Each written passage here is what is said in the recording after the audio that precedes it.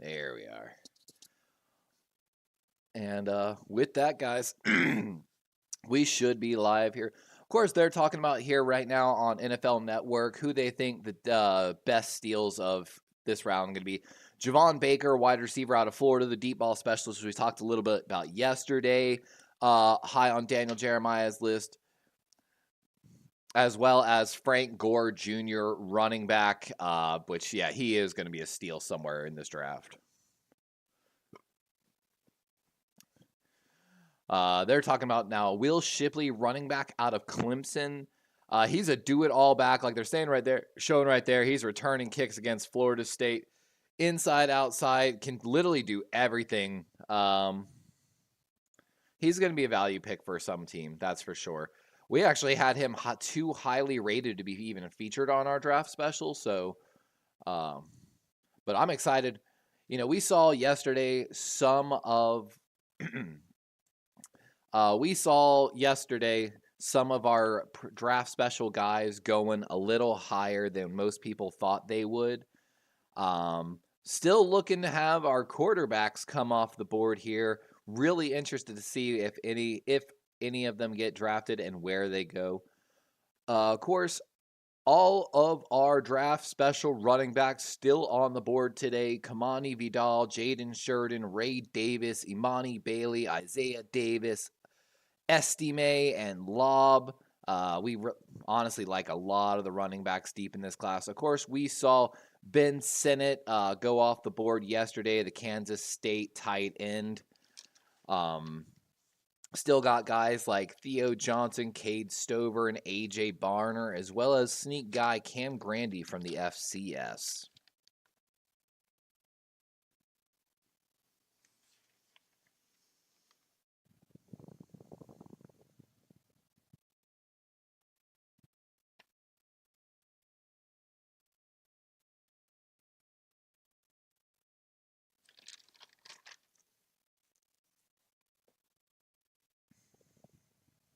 I'm trying to remember where Sinnott went. I'm looking at my notes here. 53rd to Washington with a Philadelphia trade. That's right. But going here into day 3, guys, I got my list of teams that I think are having actually a really great draft. In no specific order, we've got the LA Rams, Green Bay, Pittsburgh, Philly, Tampa, and Washington. And of course, haven't had a lot of picks yet. Seattle and New Orleans only having 2 picks each, but very solid picks in those 2 picks. Thing we're keeping an eye on, of course, here in day 3 is teams with high draft capital on day 3. We've got 15 teams, so about half the league via trades, that in some manner, shape, or form has high draft value, either in multiple 4th, 5th, or a lot of 6th-round picks. Baltimore, of course, being one of those teams with 2 4th-round picks. We're keeping an eye on team Buffalo has 4 5th-round picks today. That is absolutely insane. Let's run through this list real quick. We've got Atlanta with 3 6th-round picks. We talked about Baltimore, talked about Buffalo. Denver having 3 5th-round picks. And this might, I believe Denver still has a 4th round as well. So, this is just highlighting where they have extra capital. Green Bay has 2 5th and 3 6th-round picks. Indy has 3 5th-round picks. Jacksonville has 2 4th and 2 5th-round picks. KC's got 2 4th-round picks. The LA Rams have 4 6th-round picks in this draft. Definitely might see them package something together to move up. New England with 2 4ths, New Orleans with 3 5th-round picks. The Jets have 3 4th-round picks, so Aaron Rodgers probably going to get some more wide receiver help, potentially maybe a tight end. Philadelphia with 3 4ths and 3 5ths, if I'm not mistaken. So Philly's got potential to really bring in an incredible amount of depth. Seattle's got 2 4ths, and then San Francisco 2 4ths and 2 5th rounds. So those 15 teams have a very large ability to change their overall draft grades. Of course, like we talked about, LA, Green Bay, Pittsburgh, Philly, Tampa, Washington, Seattle already having pretty good drafts, in my opinion, so far. I mean, you got to put my Baltimore Ravens on there as well. I'm sleeping on my own team, to be honest with you. Covering everybody else. But Baltimore, of course, taking Nate Wiggins in the first round. Second round, they went and got Rosengarter, the tackle out of Washington. And in the third round, they got, I believe it was Isaac, if I'm not mistaken. Yeah, Adiza Isaac, the edge rusher out of Penn State, which, that one, I also understand the pick. I wanted a high upside edge rusher, right? But Isaac is also very good against the run. And Baltimore was so bad on that outside where Clowney was last year after Ojabo was dealing with injuries that we were having to take Malik Harrison from inside and play him outside, specifically in run defensive packages. Baltimore, of course, would like a guy that can kind of do it all, not really have to sub out so much and be really paying attention, let them play a little more freely probably. Isaac might give them that, while then Ojabo and Owe basically fight for reps on the other side. We're really hoping Ojabo is going to step up, but man, the injuries have been absolutely devastating for that poor young man. Of course, the Carolina Panthers are first on the clock here in round 4. Says 12:02, so draft's supposed to have been started. Let's double check, make sure our yep, everything looks good there.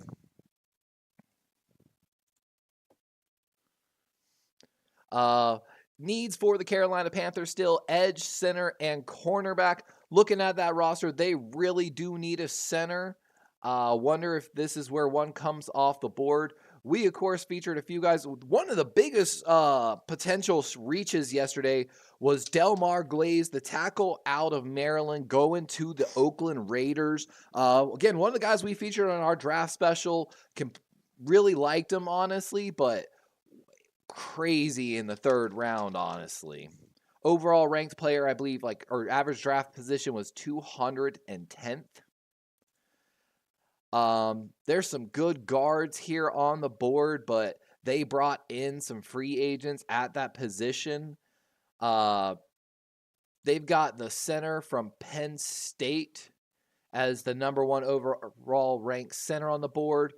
Tanner Bordellini from Wisconsin, pretty good pass blocker, up on that list as well.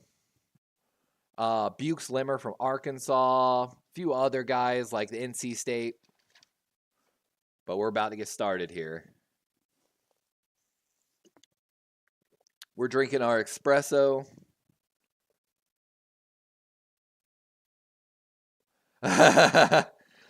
Number 23, I literally just read his lips. He's like, this is crazy. And his boy's like, yeah, man. He's like freaking out, man, because they had 275,000 people there on day 1. Day 2, they had to close the gate because, everybody was coming.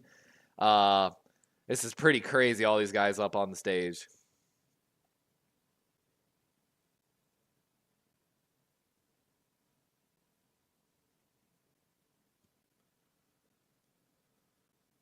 All right, let's do it. Oh, I want to go take a vert.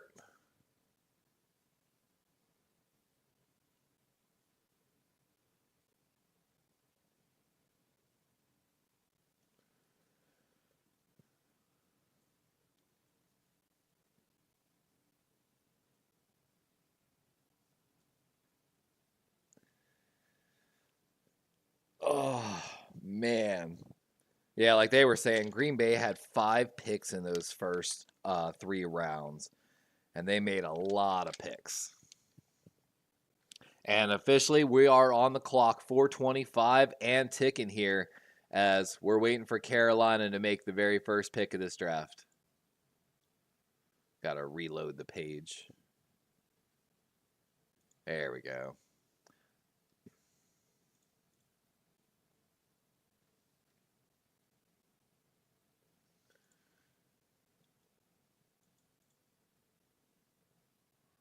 Hold on, I gotta...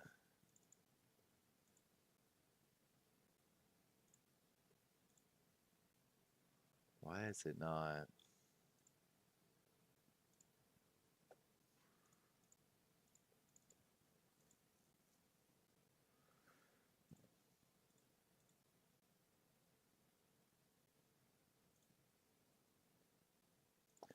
Okay, there we go. Sorry. And the pick is in for Carolina, so they must have a guy they like. Really interested to see which way they could go on this.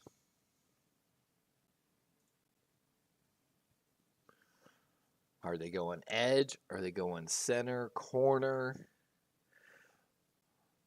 Of course, Carolina Panthers previously taken Xavier Legette, Jonathan Brooks, and Trevin Wallace. Trevin Wallace, one of our draft special linebackers, ended up going quite a bit higher than we thought he might, but, you know, they needed a new guy after Luvu left. Believe he's over there in Washington now.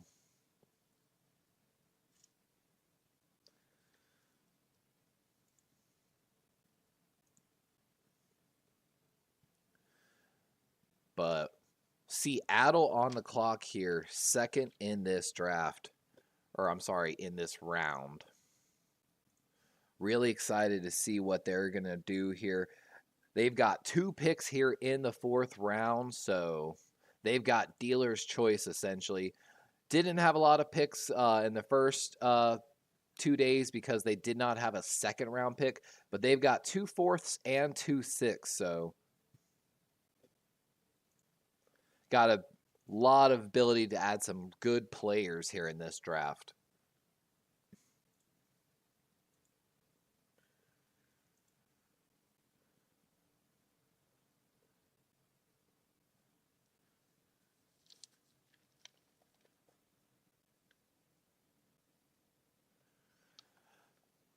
Definitely was a little intrigued that they took Jonathan Brooks so early in the 2nd round too. Carolina, of course, ended up drafting them at pick 46, so about halfway through the 2nd round after trading down to get some extra draft capital. Probably this extra 4th round pick that they're making. Oh, and we were talking a lot about this young man yesterday. With the first pick of the 4th round, the Carolina Panthers select Jatavion Sanders, tight end, Texas.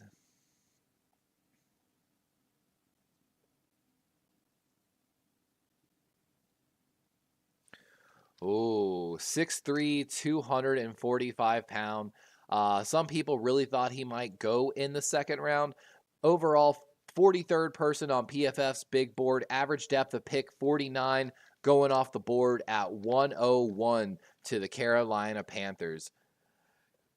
Seattle Seahawks now on the clock, and they've got ability here to add some really good talent.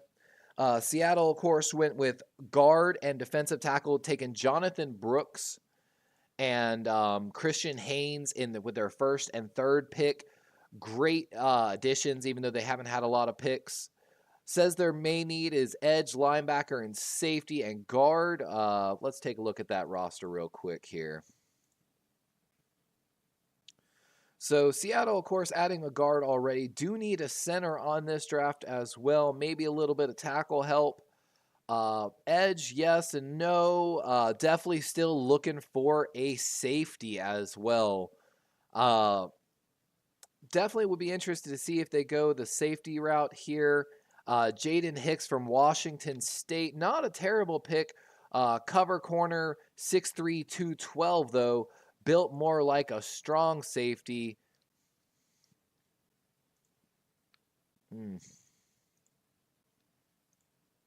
I'm really interested to see which way they go here. They could go with Dadrian Taylor Demerson, the Texas Tech safety.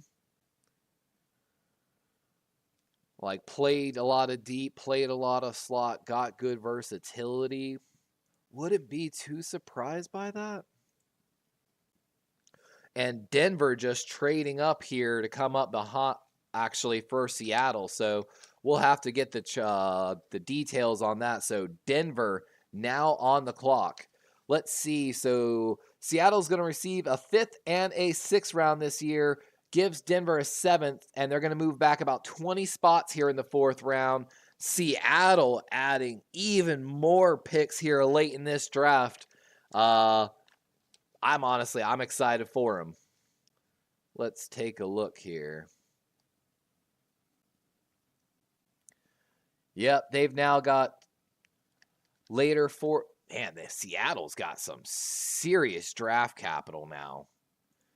They've now got 2 4th rounds, a 5th, and 3 6th-round picks. Wow. Teams loading up in the 6th round, honestly. That's definitely very interesting.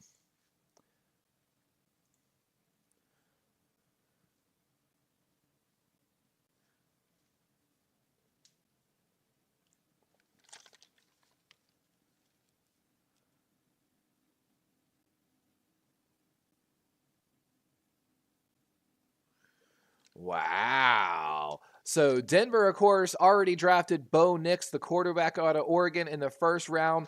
Honestly, I kind of like the pick, to be honest with you. And then they go and add Troy Franklin, the deep ball specialist from that Oregon offense. He can just fly. That's actually a great selection. I really like that for Denver. 6'3", 187, played mostly out wide, 114 targets for 81 receptions, 1,300 yards, average yards per reception, 17.1 yards. He's 11th in college football in deep yards, 8th in deep catches. Hasn't had much of contested catches and a little low on the drop rate, but if you get him one-on-one on the outside, he might run by you. And Bo Nix, great under pressure there in Oregon. Actually, one of the best in college football last year, actually. And Mims Jr., Cortland Sutton, I love it. I would love to see Denver go and attack potentially another running back maybe later in this draft and just completely rebuild that offense.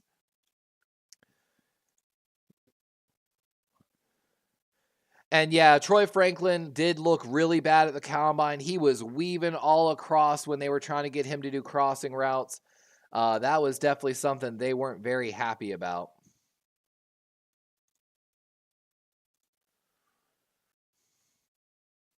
And that's what they're talking about right now, actually, on...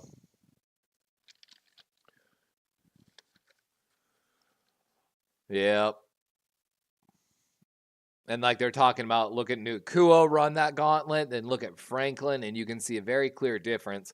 But the thing is this, Franklin's not there to run that short game. He's there to go deep when Nix wants to go deep. Sutton's going to be their possession guy, and they've got Mims Jr. and Tim Patrick to work basically now in the slot. Mims Jr., 5'11", 182, 4.3 speed. Moving him into the slot, I think it's going to make that offense that much more lethal.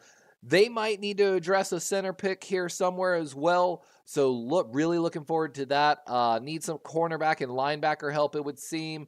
Maybe a little bit of defensive tackle and safety, but I like Denver's draft so far, actually.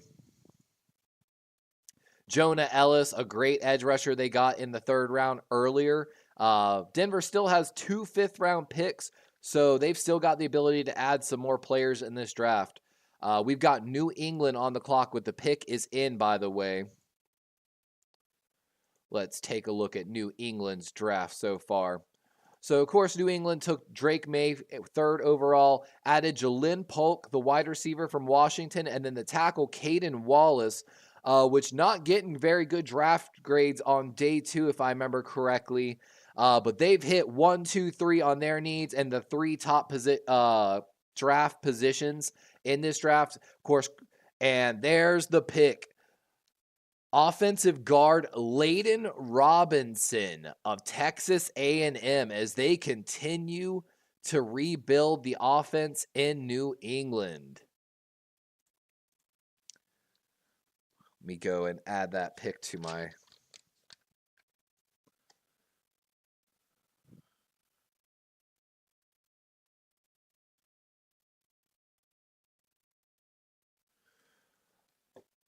Yeah, and like they're saying, that's twice in a row.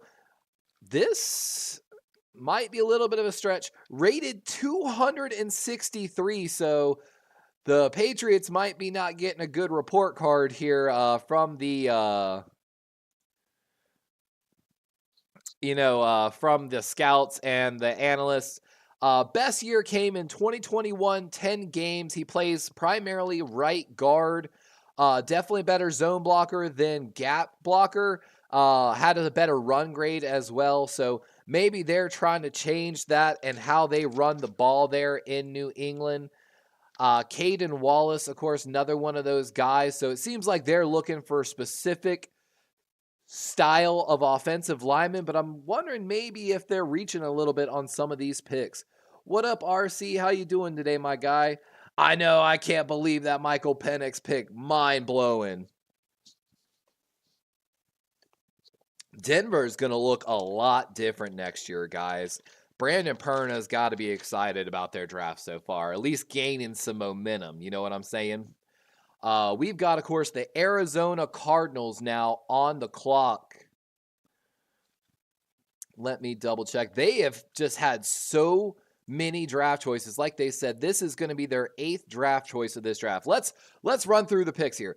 Their first 3 picks I loved. Marvin Harrison Jr., Darius Robinson, Max Melton. Love all 3 of those picks. Then, though, Trey Benson. All right, might have reached. Isaiah Adams. Okay, might have reached. Tip Raymond. Now, that was, I think, Rich Eisen's guy, but I'm not sold on him. And then Elijah Jones, the cornerback out of Boston College. They'd hit 3 of their supposed top 5 needs, still looking potentially for some interior offensive linemen and defensive linemen. But let's see where they go here. Supposedly the pick is in at 104.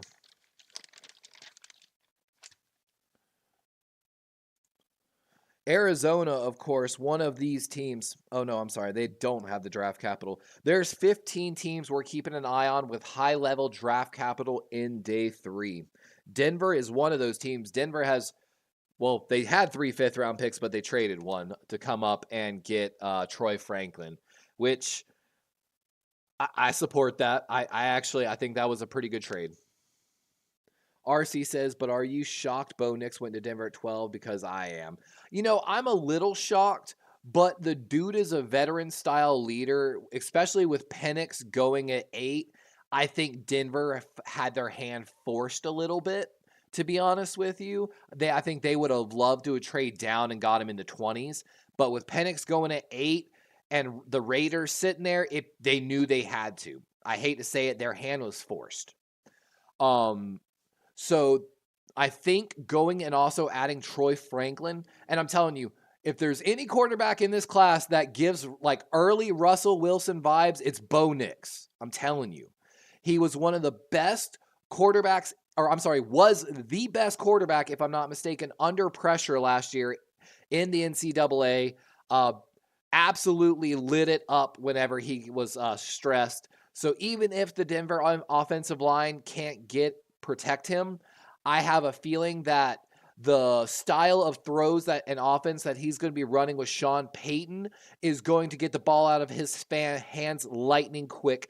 Troy Franklin's going to give them a great max protect option to attack any. If you run a max protect with Bo Nix back there basically and Troy Franklin on the outside, he can run by anybody essentially. That's what he did at Oregon for them. And like we said, Mims moving into the slot, I think will work better for them.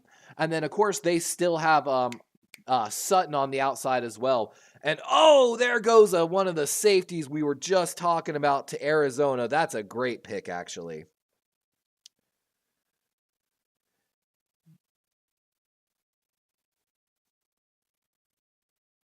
And that's going to be Dadrion Taylor Demers. Safety, Texas Tech, coming off the board at 104 to the Arizona Cardinals. Like I said, we just talked about this young man. 20% forced incompletion rate, has a little bit of a problem with tackles, but a slot and free safety guy, like they said, center fielder that gives you also nickel ability, pretty good across the board. 3 touchdowns allowed, but 4 interceptions. Played 12 straight games for 3 straight years. Never had a grade of 74 or less.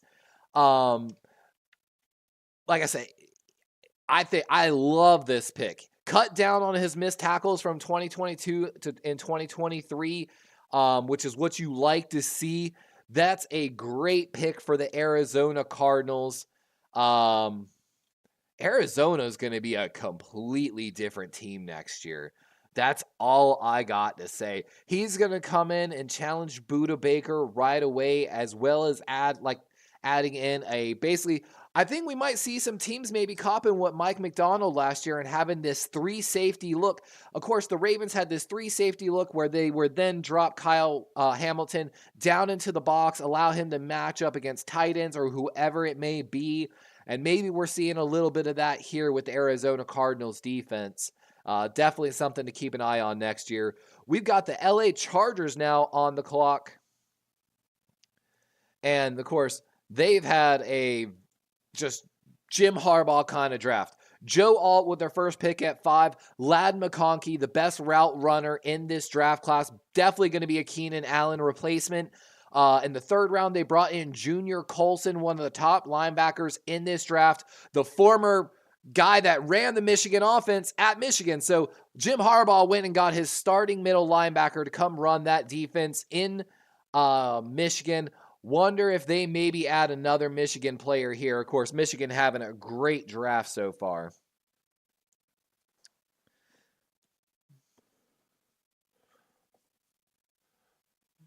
RC says he's already better than Zach Wilson. You're not wrong there. He says, wait, I'm a Cardinals fan. Who my team get? Is he a safety? Yes, he is a free safety out of Texas Tech that also played 200 plus snaps in the nickel. He's a 3-year starter that needed to work on his tackling and did that a little bit. So really going to help y'all do a 3 safety look and also maybe drop him down and match him up one-on-one with a tight end. Going to add a lot of flexibility to that already pretty stout defense in Arizona.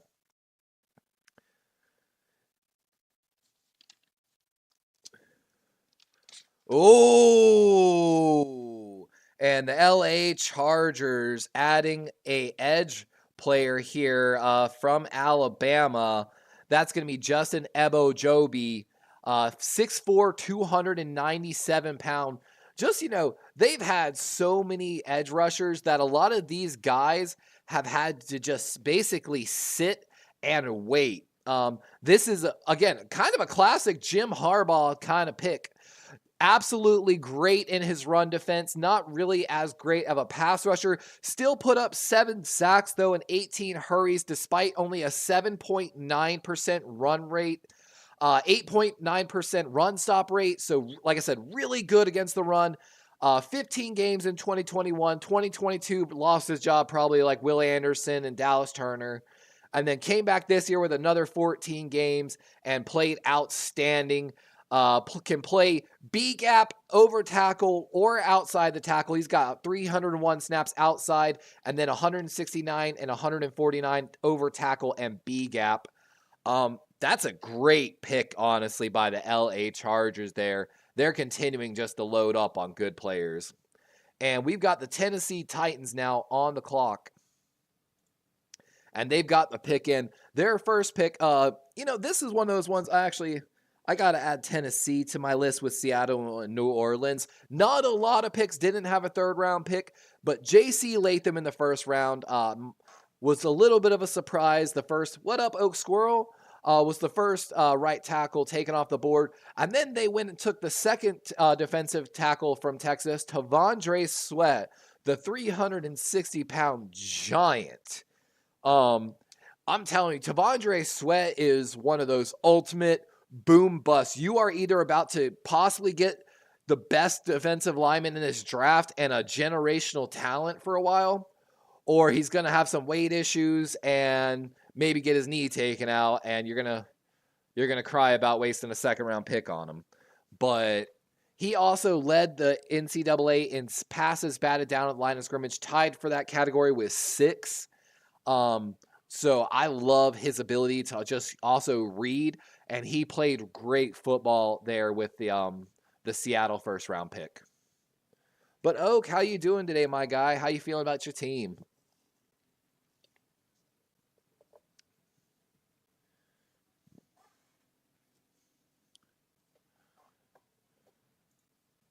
Let's take a look here. So, of course, they hit their first and second need on the board right away. Still looking maybe for safety, linebacker, or wide receiver. Let's take a look at that Tennessee Titans roster.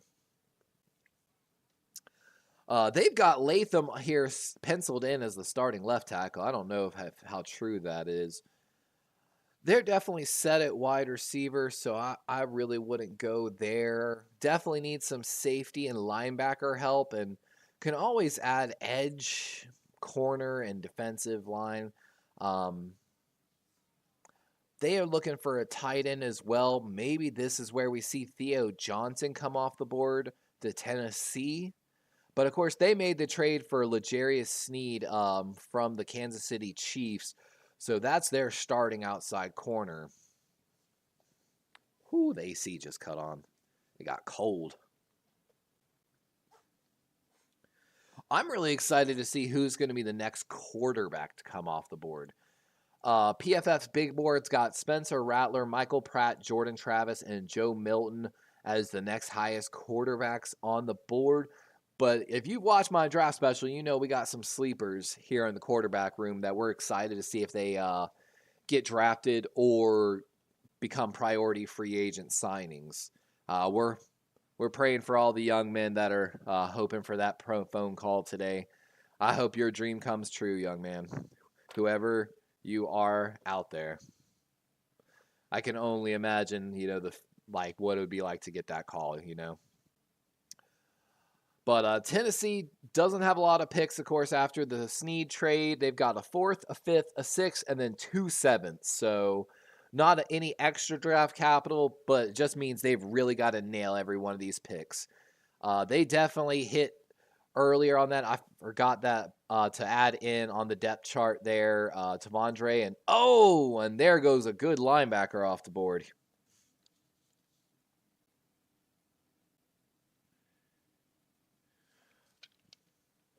And with the 106th pick in the 2024 NFL Draft, the Tennessee Titans select Cedric Gray, linebacker, University of North Carolina. Yep. Good coverage linebacker, doesn't miss a lot of tackles. Played in 12 games straight, 6'1", 234. Also brings the ability to pass rush. Also lined up 70 or 56 snaps or more in 3 straight years in the slot, really showing off that coverage ability. 14th in run stops in this class, a dynamic will linebacker.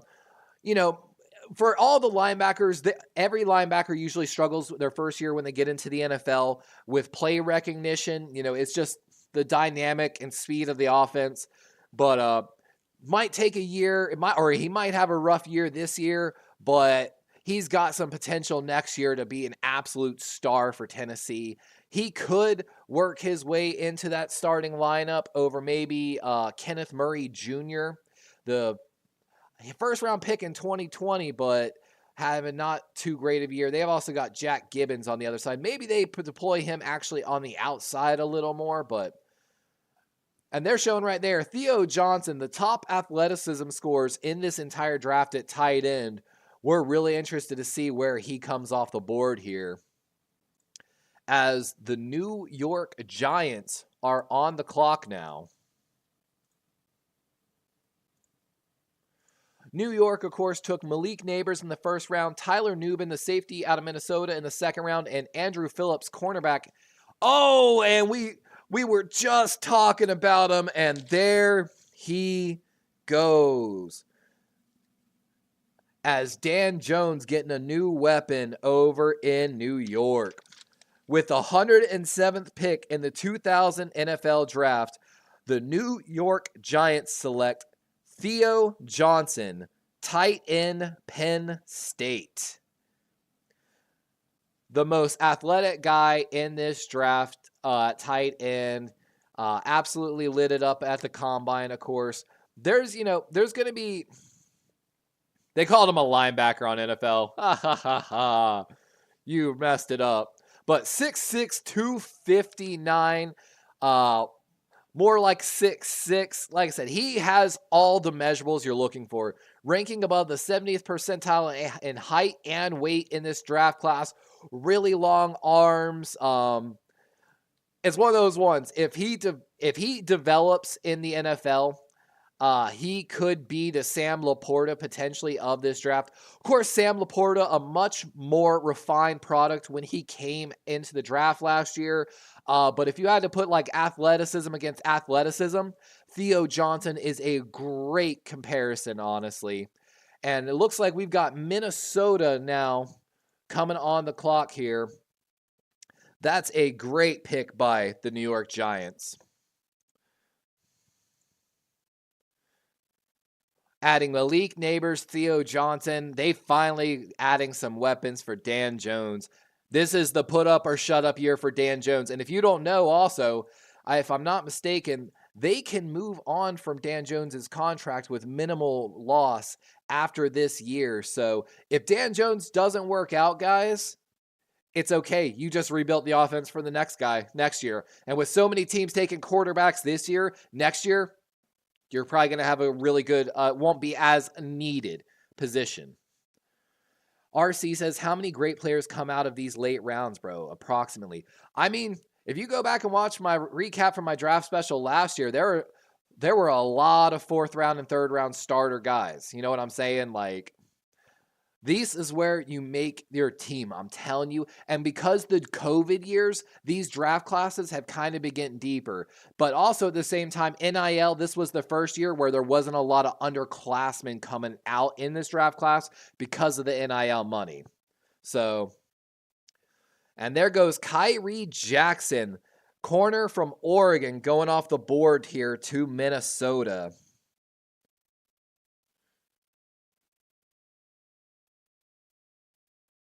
And like they're saying, this is another height, weight, speed guy. They thought he would run faster like most Oregon guys do, but 80.5 PFF grade last year. Really good in run defense, actually. More of a zone guy than a man guy, so that's definitely going to fit into the Minnesota defense.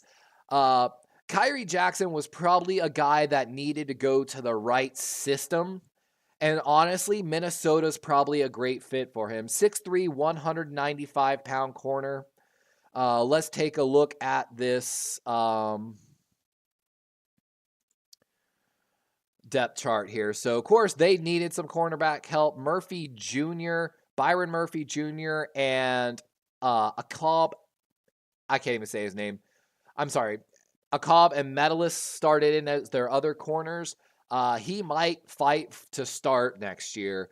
Might have a little bit of a learning curve in the NFL, but we'll see about that. He's got the traits to press people because he's 6'3", 195. Tall, lengthy guy. But his grades didn't show that he can be that guy. But Minnesota's not going to ask him probably to play a lot of man coverage, and I think that's going to work to his advantage. He'll press when he needs to press, but it'll just be to disrupt timing, not dependent on following the guy afterwards. We've got the Atlanta Falcons now on the clock here. Let's see if they can. They've had one of the most head-spinning drafts ever, I feel like. Like their entire draft, like I said. The only pick I like is the 3rd round pick.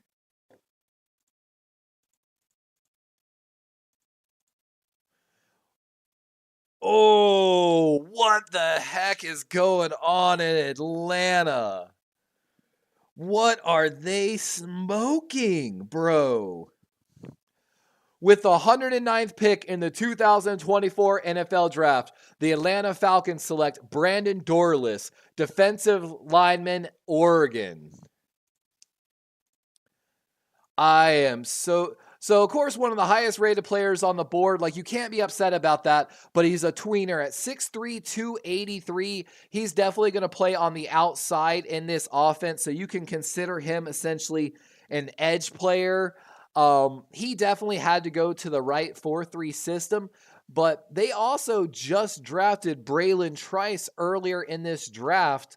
Another guy that was kind of a tweener at 245. So they're basically, I think, counting on both of these guys to come in and compete right away. But that's 3 picks in a row now for the defensive line. Oh my God, we got 3 picks. And like they're saying right there, Rook Orohoro was a little bit of what we considered a reach in the second round. And so, like I said, that's 3 picks in a row. Orohoro, Trice, and Dorless all going to be edge and defensive tackle. I wonder what Kirk Cousins is thinking right now. They have not put a single pick into offense other than Michael Penix. Like, what is going on right now? And we've got the New England Patriots now on the clock here. Oh my God. What is Atlanta doing? And, of course, New England has been doing nothing but rebuilding this offense so far. And, wow, they continue to do so as they go get a deep ball specialist. Wow. Wow. You gotta love what New England's doing right now. They might have stretched on 2 of their offensive lineman picks, but you gotta love it. So with the 110th pick in the NFL draft, the New England Patriots select Javon Baker, wide receiver out of University of Central Florida. I mean, they've gone quarterback, wide receiver, tackle, guard, wide receiver with the first 5 picks of the draft. That is...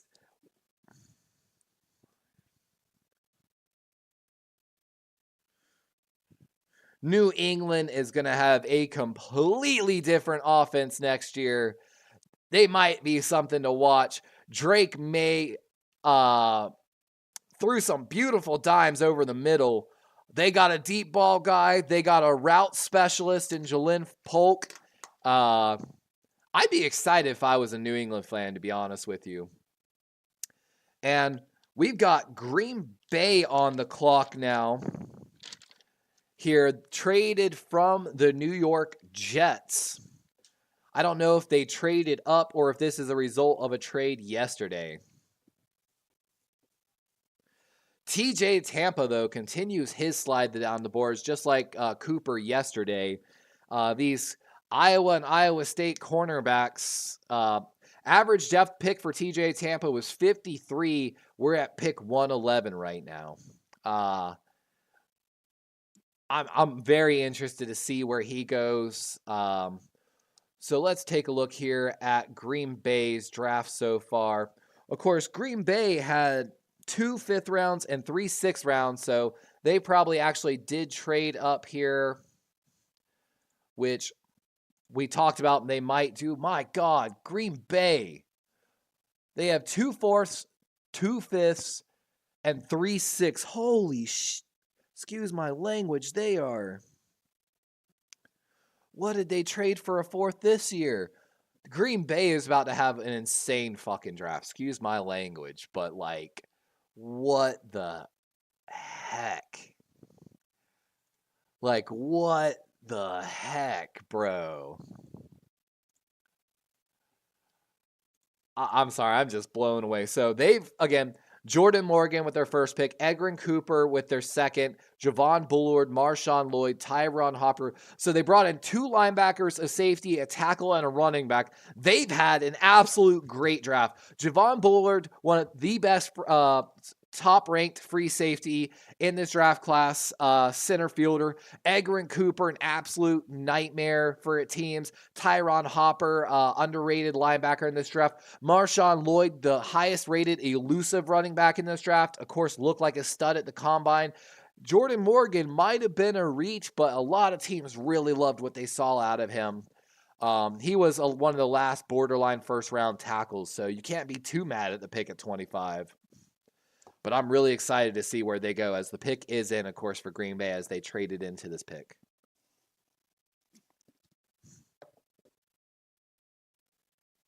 I will be right back, guys.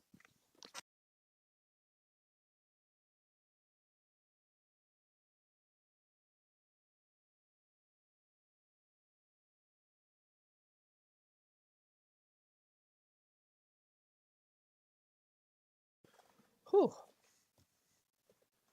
I gotta refresh my NFL Plus stream. My mouth is moving, but no sound. It says my mic's pinging. Can you hear me now? Mic check.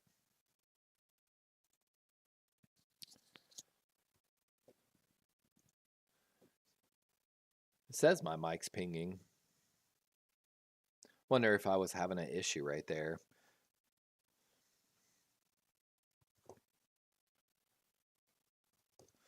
And we're still waiting to officially see what Green Bay's doing here. They say it's their only fourth-round selection. So did they trade? Yeah, they did. They traded their other fourth. Okay. Yeah, here comes Green Bay, and he's getting met with boos. Daniel Hambridge, International Fan of the Year. That's pretty cool. Wonder if Tom Grossi will come out and announce a pick today. That'd be pretty cool.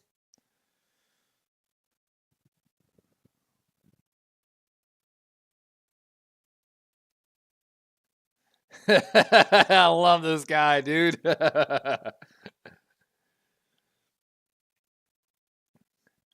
Oh, and they get another good safety, but this might be a little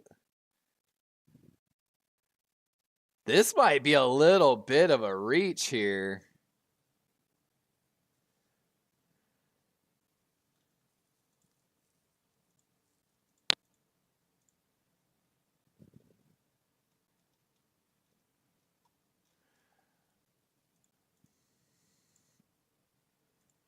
I've also they don't even have him on PFF Sports, so I'm gonna have to take a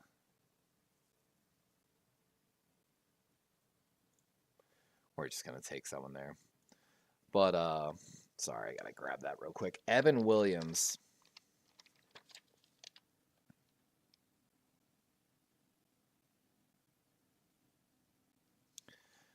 And they've got a new defensive coordinator in Green Bay, and that's pretty interesting now that they went after a safety, the second safety they took in this class. So they've got their new starting free safety and their new starting strong safety, essentially, in Green Bay as they continue to rebuild it. But the interesting thing is they've got Xavier McKinney, so they're going to be able to really, again, deploy a bunch of safeties potentially over there. I wonder how that defense is going to look. Oh, Raiders are already up. And with the 112th pick, ooh, okay. I was wondering when he was coming off the board.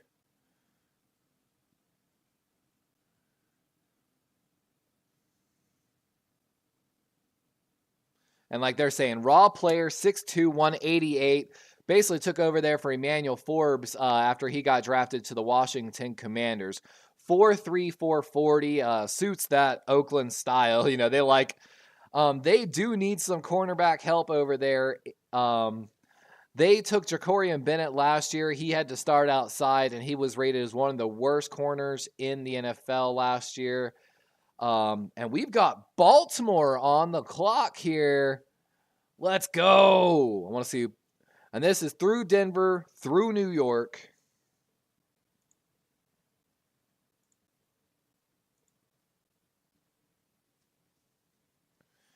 Tiffany Liu, International Fan of the Year for the Ravens.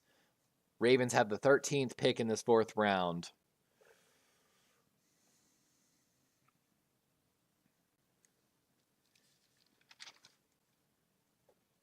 Oh, and they take a wide receiver. Oh. 4.36, 6'1", 193. Had some hands issues, but highest rated wide receiver left on the board. Played in 8 games minimum for 3 years at UNC, so might have struggled with some injuries. But his best year came last year with 921 yards, averaging 15.9 yards catch. Basically averaged 15, 17, and 24 yards. So deep guy there for Drake May, listed as 6'2", 200 pound. He's got room to improve. They had him listed as a top 60 player. He's got to work on his footwork, so maybe Bateman can help him a little bit with that. But his route running right now is based on him winning vertically. He needs to be more nuanced. But let's see here. They're saying right here, when he was at Kent State in 2022, he played against Washington, Oklahoma, and Georgia to start the season, and not only looked like he belonged, but was the best player on the field. So Ravens making 2 different picks now, probably Nate Wiggins and Devontae Walker based off last year's film. Like I said, where Devontae Walker had his best year last year. Definitely a good addition. Wonder if he, who we're going to be playing on special teams, if we're going to maybe go after that later here in the draft. But Baltimore still has another 4th round pick as we get ready for Jacksonville's pick coming up.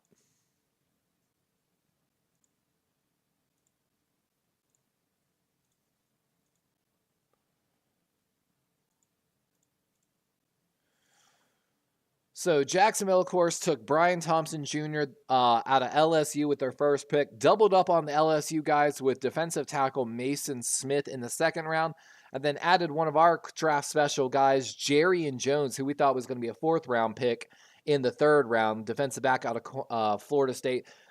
Jacksonville got 2 4th round picks here, 14 and 16, so we might see them trade maybe one of these picks. They're supposedly looking for offensive tackle and edge. Let's take a look at that depth chart. Edge, not really a need here. I could see them maybe going with a corner or interior offensive line. We've been pretty vocal throughout this draft every time, especially in the 2nd round. They've got to protect Trevor Lawrence, I feel like, a little better. And I really hope that they address that maybe with one of these 4th round picks for Jacksonville Jaguar fans. Couple good offensive linemen here on the board. And the pick is in supposedly for them. TJ Tampa still sitting on the board, highest rated corner. Maybe we'll see his fall stop here. We're about to see a couple good guys go off the board here. I want to see where the run on edges is going to start. Austin Booker, Javon Solomon, Muhammad Kamara, all edge players to keep an eye on. Miles Cole, one of the longest arm guys in this draft. Jalen Green from James Madison, a developmental guy from FCS. Looking at the cornerback position, we've got TJ Tampa, Chris Abrams, Drain.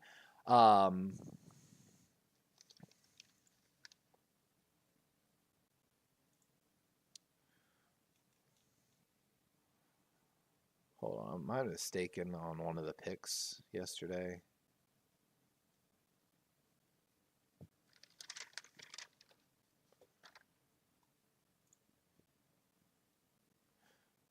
Oh, I mistook Jerry Jones for DJ James, didn't I?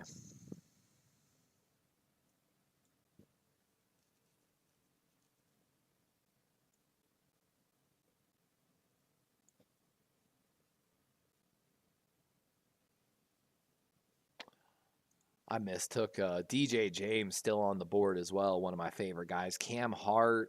There's some really good corners that are going to come off between like 130 and 170, honestly.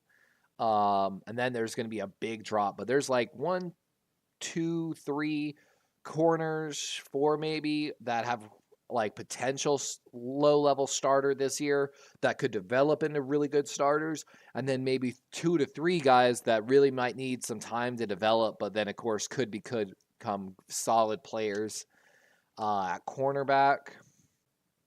We saw Cameron Kitchens come off the board yesterday, one of our draft special guys. We're really excited for him.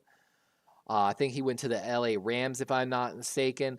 Keaton Oladipo, a name to keep an eye on here later in this draft. And of course, a lot of eyes been on the safety from Air Force, Trey Taylor, but Test has all great measurables, but can he be that guy and play at the next level? They are taking forever to get this pick in for Jacksonville.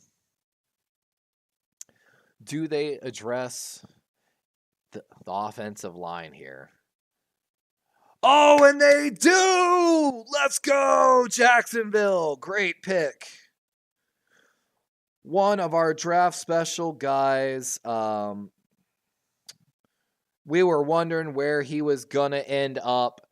And this is a great addition for the Jacksonville Jaguars. With the 114th pick in the 2024 NFL Draft, the Jacksonville Jaguars select Javon Foster, tackle, Missouri. This is a career left tackle, has started 13 games for the Missouri Tigers for 3 years, 880 snaps or more, graded out as a 80.9 pass blocker, 85.8 run blocker. He's 6'5", 319th. He's got the size that you want in a franchise level tackle. One of the few underclassmen in this draft. Way better zone blocker than gap blocker, which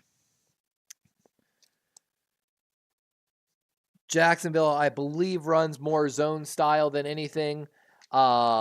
This is, again, a great pick for Jacksonville. They've got Cam Robinson over there on the left side, 6'6", 335. On the right side, Anton Harrison, their first-round pick in 2023. I wonder maybe if they might try to kick him inside and play guard on the left side over Urza Cleveland, but I believe they brought him in the offseason. They did, so they're probably going to let Javon Foster fight for that left tackle job, but he can have a year to develop. That's a great pick. And here comes a really good tight end coming off the board here to the Cincinnati Bengals, Eric All. This is a great pick for Cincinnati. Like they're talking about, he's got some injury issues. 6'4", 250-pound senior tight end. Like they're saying, true inline Y type of tight end. Let me get him off the board here. But 76.2 receiving grade, 2.62 yards per route run, one of the highest. Had to struggle with a little bit of drops, one of the 16.0 drop rate. Only played 7 games last year, 3 games in 2022, but his freshman year at 13 games, also his best PFF career year. If he can get back to that 2021 year, Bengals got a great tight end. And here's Jacksonville with another selection. Ooh, and they go right back to the defensive line. And they're going back to, I can't believe they are dipping hard into this LSU draft class. Here comes Jordan Jefferson, another defensive tackle from LSU coming off the board to the Jacksonville Jaguars. That is literally going to be their third LSU player, 2 defensive linemen from there. He's the run stopper on that LSU line. 6'4", 317 pounds defensive tackle. They think he's going to be more of a rotational piece. Anytime you're more known as a run stopper, that's going to be how it goes. But his best game last year came against actually the University of Georgia. Struggled a little bit against Alabama, but A gap, B gap kind of guy. A little bit of a reach. He was rated down in the 200s, so that's 2 LSU linemen that Jacksonville has reached for now. A little bit of a head scratcher, also considering that they brought in Eric Armstead from the San Francisco 49ers in this offseason. Little bit of a head scratcher on those two LSU defensive linemen, but you know, maybe they know there's a reason, right? They're doing this and not me, right? Right. So Indianapolis Colts here on the clock. Let me get my there we go, tracker moved over. So Indianapolis Colts, of course, took Law 2 ahead of Dallas Turner in the first round at pick 15 for edge. Went after Adonai Mitchell, and if you didn't see the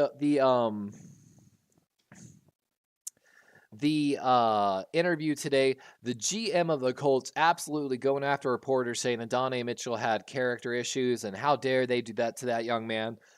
Reached maybe a little bit too for Pat Congalves, the tackle out of Pittsburgh with their third pick. Indianapolis has 1 4th and 3 5th-round picks coming up, so they got a lot to do in round 5 coming up. Let's see who they're getting ready to take.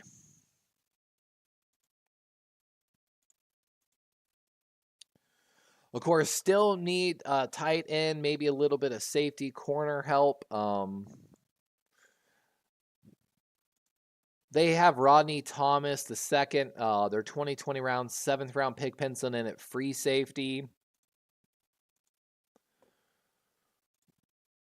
Definitely. They didn't really need the tackle help, so I really wonder what's going to go on there. They need a tight end. That's probably why Eric All just went off the board.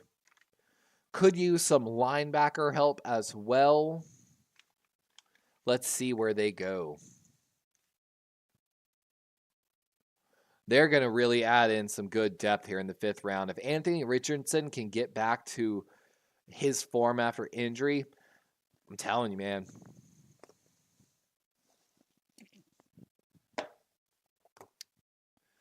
But again, welcome in, guys, to the 3rd day of the 2024 NFL Draft. These 4th, and 5th rounds are going to actually have a lot of really good players. I'm telling you, this is where the teams are going to build a lot of good depth.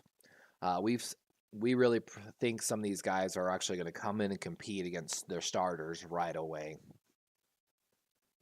Mark my words. But I really want to know who the next quarterback is going to be off the board.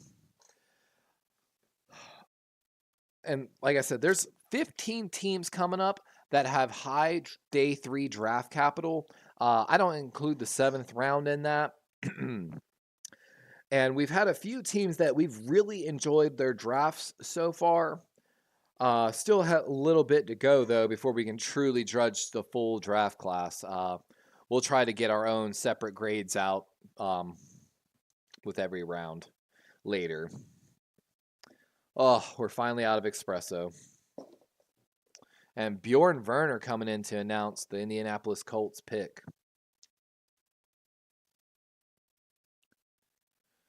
They're in Germany. India. Oh, and there goes the center guard combo.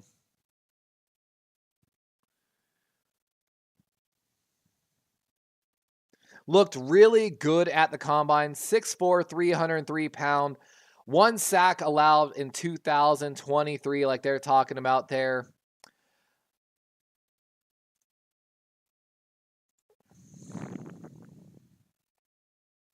This guy was an absolute monster his first year at Wisconsin, where he actually played at right tackle for 9 games. Moved into left guard, right guard his sophomore year, and then finally settled in at center. Not really known as that run blocker that you know at Wisconsin, but had an 80.3 pass blocking grade, 76.6 true pass. They like him because he also has the versatility and has played all across the board. I love that pick by the Indianapolis Colts. They are solidifying that offensive line. Ooh, and the linebacker build continues over there in Seattle. Played at UTEP. Really was interested in this guy. Really fast. 6 foot, 233 pound. Like they said, he was just everywhere on the field for UTEP. Might have been a little bit of a stretch pick here for Seattle.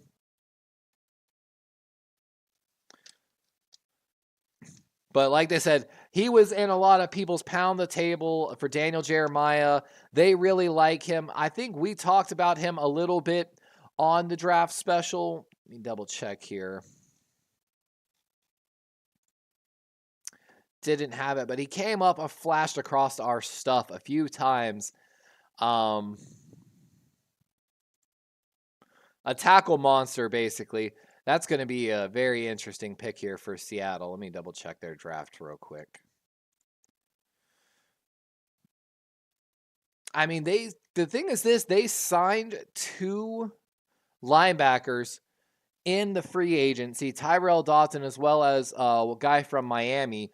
So Tyrese Knight probably going to be more of a developmental guy potentially behind let me double check. I don't want to get this wrong here. But yeah, they brought in Jerome Baker in the offseason from Miami. Also, Tyrell Dodson's penciled in as their starting linebacker. So the Tyrese Knight, I'm a little interested on the pick. Maybe he can play a little bit on the edge. I don't know. That's like I said, that's an interesting pick for me. But we've got now Pittsburgh on the clock. Pittsburgh having a pretty good draft so far. One of the guys or teams on my early draft list. They got tackle, center, wide receiver, and linebacker, and they've nailed Troy Fatanu in the first round, listed as a guard, but could be a tackle. Zach Frazier, one of the better centers in this draft. Roman Wilson, the route running machine and a good run blocking wide receiver in the 3rd round. And then with their second, 3rd round pick, high upside, high risk reward, Peyton Wilson, the NC State linebacker, could end up being the best linebacker in this draft class, was sliding down boards due to medical concerns. Guess the Steelers were okay at that point taking the chance on him. And this is going to be their only 4th round pick. Do not have any 5th round picks either, and 2 6th round picks. So they've got to make a really good pick here. Let's see where they're going. And making this pick from Ireland.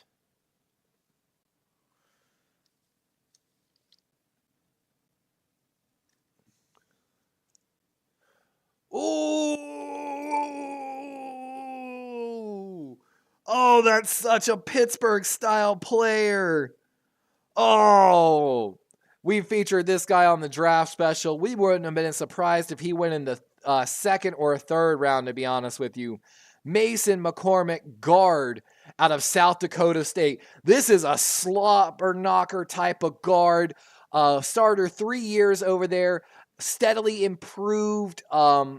Better in a zone scheme than a gap scheme, which last year Pittsburgh ran the 3rd most amount of zone splits in the NFL for their running backs. So fits the scheme. This is a home run pick for the Steelers right now as they continue to rebuild their offensive line. That's a tackle, guard, center, and a wide receiver off the board for them. If you're a Pittsburgh fan, you've got to be ecstatic right now, honestly. And I know some people get on me because I get so excited for other teams, but I can't help it, man. Like I said, a lot of young men are coming into the league right here and getting their first start, basically. And this pick's going to belong to Miami, through LA, through Pittsburgh, through Philly. So this pick has traded a lot of hands as the Miami Dolphins now are on the clock with the, what is this? I'm sorry. 114th? I don't even know anymore. There they are. So Miami has 1 4th, 1 5th, and 2 6th round picks. Little bit of a head scratcher with Chop Robbins in the 1st round. Patrick Paul, of course, was predicted to be a lower level tackle. Could be their starter over there. They might even be able to give him a year to develop, basically, which would probably be the best for him. But a little bit of people were confused on the pick because Miami Dolphins lost their Pro Bowl right guard, Robert Hunt, this year to the Carolina Panthers. Have some pretty good tackles out there. Definitely need interior offensive line help. They're definitely probably sad to see Mason McCormick go off the board here. They, of course, still looking for defensive tackle, tight end, and, of course, guard. Definitely need a tight end, definitely need the guard. Defensive tackle, definitely not as much of a need, I feel like. I mean, maybe like a true nose tackle, but you can probably find one of those. Well, they don't have... They could probably wait on a true nose tackle in this draft now. I feel like they need to maybe go get a linebacker here or a guard. But if we're looking at interior offensive linemen, maybe Christian Mahogany's that guy for him, but he runs a lot more gap and known for his pass blocking. Bukes Limmer could be that guy. Maybe they actually move him back out to guard from center, where he had even better years. He did play a lot of right guard. I could see that. Buke Slimmer from the center from Arkansas going to Miami and swinging back out to guard. Bukes had his best game of the year against Alabama and LSU. So pretty good level of competition, honestly. One of the guys we featured on our draft special. Wonder if he comes off the board here to Miami.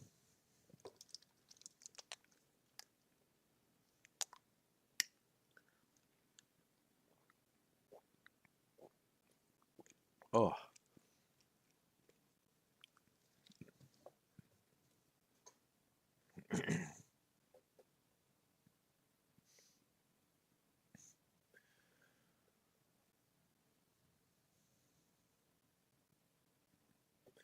Let's see.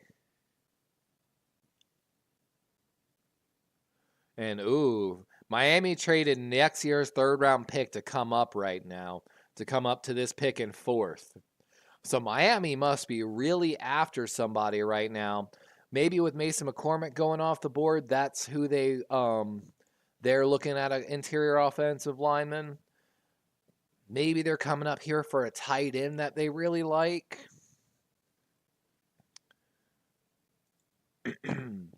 Really feel like they got to be coming up here. There have been a lot of defensive tackles coming off the board, so maybe they're feeling a little pressed for that. A guy like Tyler Davis could be a true nose tackle for them. Mekhi Wingo, we really liked him at the combine. 295 guy, a lot, really good quickness. Really wouldn't, I don't think, fit the nose tackle that they need, but gives them a little bit of versatility in their rotation. Probably going to be a good rotation player for whatever team he goes to. And we've got Miami fan coming out here to announce the 120th pick in the NFL draft. Let's see who it is.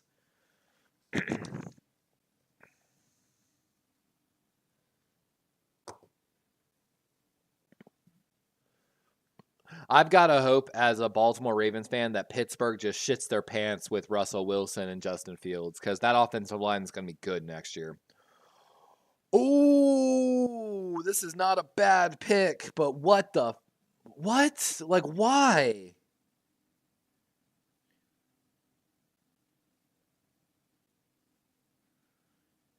I am so confused on this pick.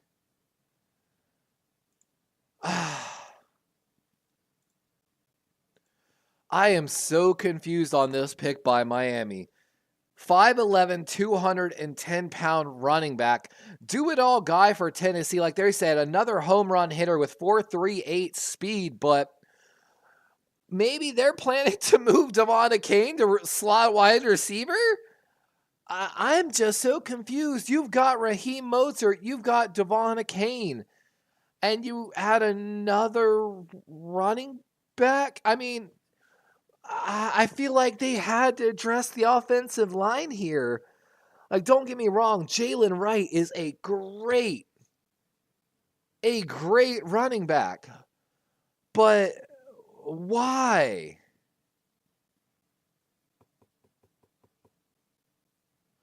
I mean, don't get me wrong. Like I said, 132 elusive rating, 91 rushing rating, good in gap zone, can do it all, yard after contact, 22 receptions, out of 25 targets for 100, can catch the ball in the backfield. I love everything about him. That screams to me that they might trade Devon Kane. Or maybe they just know that injuries are going to happen and they need 3 running backs. I'm a little confused about that, but we've got Seattle on the clock now here. Did they trade up for this pick? Oh, and they go get one of the better blocking tight ends, or the best blocking tight end in this draft class, A.J. Barner out of the University of Michigan with the 121st or first pick in the 2000 NFL draft. I mean, that's a solid pick. Seattle definitely did need a tight end here. 6'6", 251, so he's got that prototypical size. Only 249 reception yards. I'm trying to pull it up here. Only 249 receiving yards last year, but 11.3 yards per catch. Only 1 touchdown. But like I said, he's one of the most physical blocking tight ends in this draft class. 81.4 run blocking grade.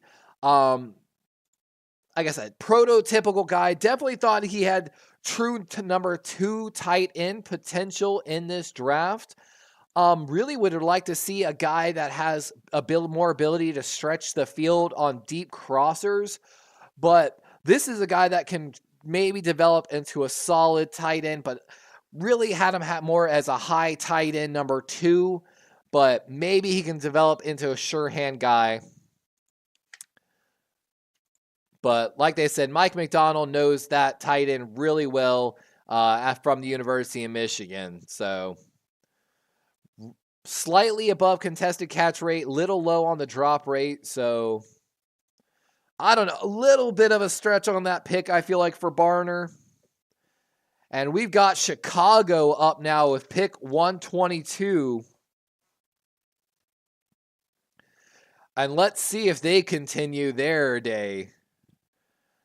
Of course, they've had a crazy draft. This is actually their last draft pick. They only had 2 first, a third, and a fourth. So this is Chicago's last pick unless they trade back into the draft.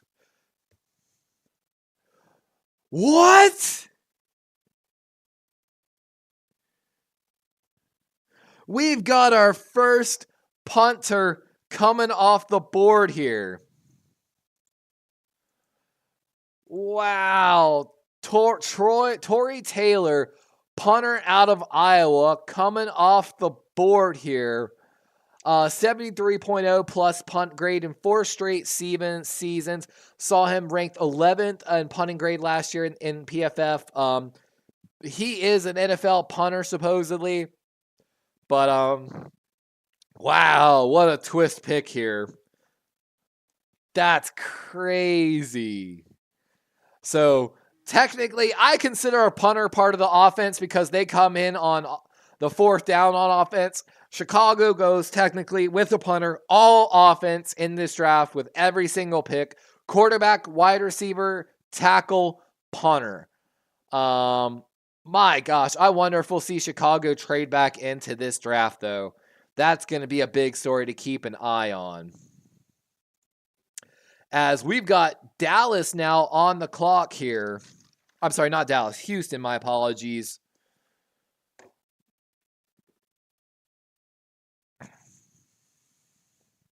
I've got to get my notes better placed.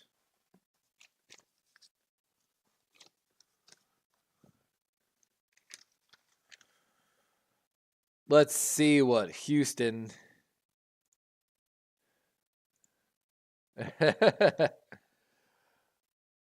So Philly trading this pick. So Philly making all kinds of deals.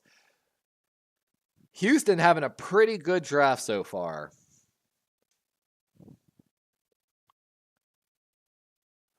Ooh, and there goes another tight end off the board. One of the most solid hand tight ends in this draft. We featured him on the draft special as well.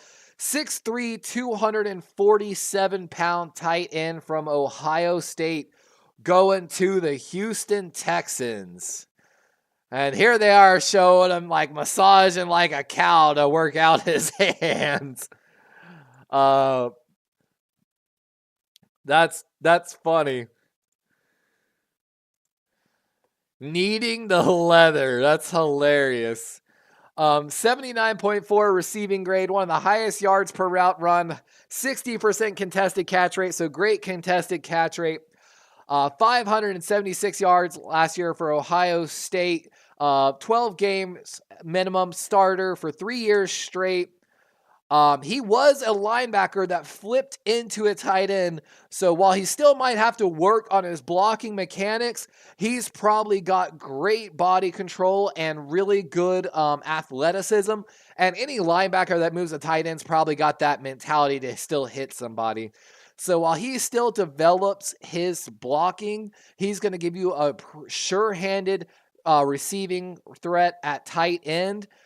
He's going to pair really well down there with Dalton Schultz, who they brought in free agency this year for the Houston Texans. That's going to give them a great 12 personnel set. Let me double check.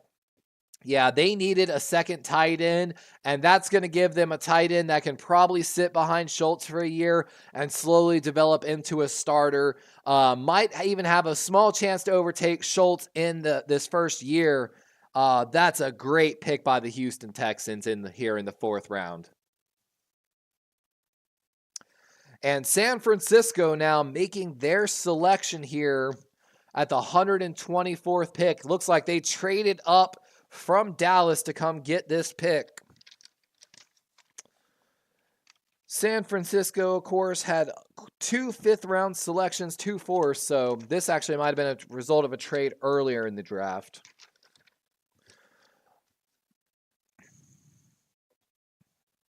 San Francisco must want a punter. We're joking last year because, of course, they took Jake Moody in the 3rd round last year. We just saw someone take a punter. But San Francisco having a sneaky good draft. Ricky Pearsall, an absolute separation slot guy, going to make that offense incredibly dynamic with Debo, Ayuk, and Pearsall. Renardo Green, one of the better man corners in this draft, but also can play really good in the zone. So really excited to see how they deploy him. Was a little bit of questions about scheme fit, but the athleticism is there. In the 3rd round, the Niners win and get finally one of the tackles that they've been begging for, Dominic Puny. Maybe he moves inside potentially as well, but absolutely dominant pass blocking tackle in the 3rd round as they're getting ready here for their first of 2 4th-round picks. Top needs, they say, is guard, cornerback. They've basically taken all their big needs, top 3 needs. Says they need potentially a center guard because I guess they're counting Puny as a tackle. Looking at the big board, TJ Tampa continuing to fall down the draft board would be an absolute A+ steal if the Niners take him off the board here. That would be a guy that maybe actually fits their system a little better than Renardo Green. More of a zone style corner, 3-year starter over there at Iowa State. I don't know, man. That'd be a really good pick here. What up, Rhino? How you doing, my guy? Your Niners are on the clock.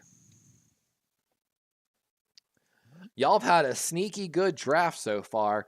And if y'all steal TJ Tampa right here to continue to rebuild that secondary and possibly prepare for Lenore heading out in free agency next year, would put yourselves in a great position, to be honest with you.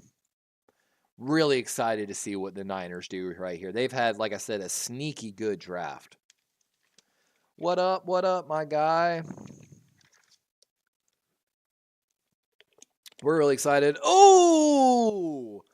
And they go back to safety. That screams to me that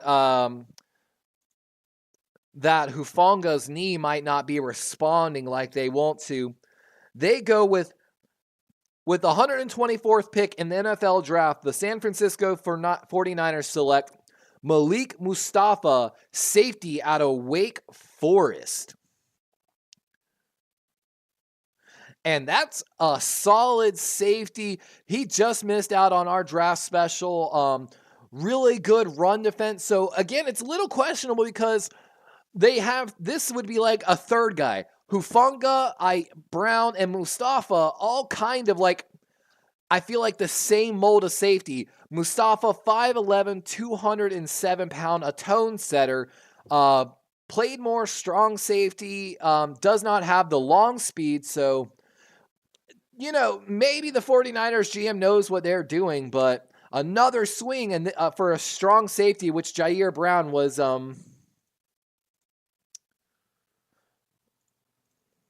let me turn down, hold on, my Streamlabs bot real quick. 1 second here.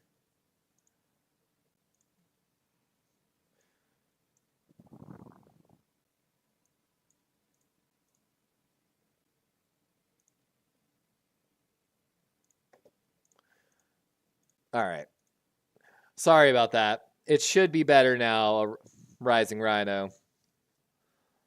But a little bit of a head scratcher there for the 49ers, to be 100% honest with you. But Tampa Bay here on the clock, and they're going to take a really good pass-catching running back here. Bucky Irving, running back out of Oregon. That's a good pick for the Tampa Bay Buccaneers, honestly. This is going to be a guy, he's not, of course, going to come in and fight Rashard White, the starting running back, of course, for Tampa. But this is going to be a guy that probably comes in on third downs. 55 receptions last year for 395 yards.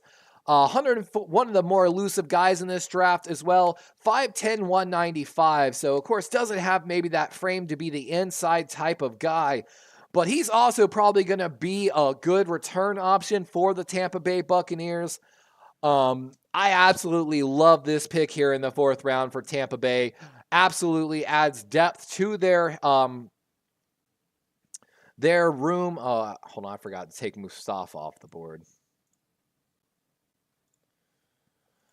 But great pick here by the Tampa Bay Buccaneers as the hometown Detroit Lions are on the clock. They have this pick from Green Bay through the New York Jets.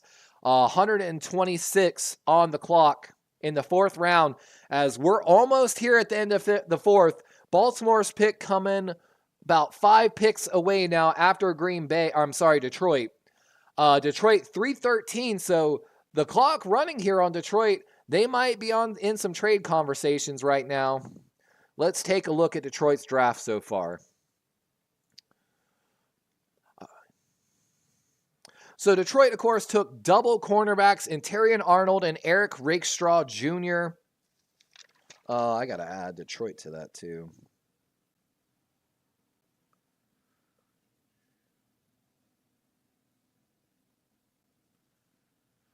But this is great. I really want to see where they go. They could use some more help on the defensive side of the ball. This could be where we start to see the edge rushers come off the board.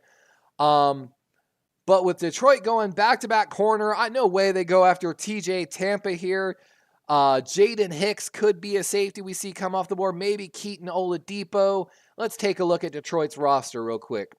So Detroit looking for more of a free safety than anything, which most of the free safeties are gone. Could use another edge rusher over there. They've got Marcus Davenport, though, they brought in from Minnesota. Probably going to get the start, so looking more for depth. They addressed corner early. They really don't need much in much positions. Maybe a linebacker comes off the board here, actually. That would probably be the best value for position-wise. Could see maybe a guy like Jeremiah Trotter over there going to Detroit. Jordan McGee could be an absolute great selection right here as well. Super rangy linebacker from Temple. And the pick is in for Detroit, so we are going to see them select at 126. Also got to keep an eye on one of our FCS guys on our draft special, Dallas Gant, or not FCS, but lower level competition guys. Dallas Gant from Toledo. Keep an eye for his name to be called maybe in the 6th round.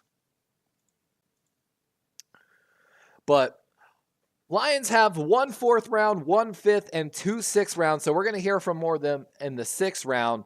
But they've got an absolute stacked team now here. And if they continue to address the defense in this draft, like we already talked about yesterday, the NFC North is going to be absolutely crazy next year. Absolutely crazy. And they've, of course, been going through their extensions. Amon St. Brown getting extension. Penei Sewell getting an extension. They're expecting Jared Goff to get his extension any day. So they're getting hyped here in Detroit. I'm hyped for them, honestly. This team's going to be an absolute nightmare for teams next year. Basically, if you can give Aiden Hutchinson a little more time, then he'll get there. They also added DJ Reader on the interior of that defensive line. Brought in Kevin Zeitler and Graham Glasgow on the guard positions. Also added in Amik Robertson over there from the Raiders. And like we talked about earlier, Marcus Davenport on the edge. They, of course, still got some edge guys that they could bring back from last year, Akawara and Harris, to really even bring more depth to this team. They've got $27.8 million in cap space still, so they've got plenty of cap space to work with. God. Detroit needed corners in this draft, and corners fell into their lap, basically. Two of the better corners in this draft, too. Terrion Arnold, the true outside corner guy, and Eric Rakestraw Jr., who can play anywhere and everywhere on that defense. Going to be a mobile piece probably in the slot for them. Could also honestly lock down the outside. It would be absolutely nuts, though. Can you imagine if they went corner, corner, corner, and just took Rakestraw, TJ Tampa, and Terrion Arnold? Like, it would be absolutely insane. This is going to be Detroit's first pick of today.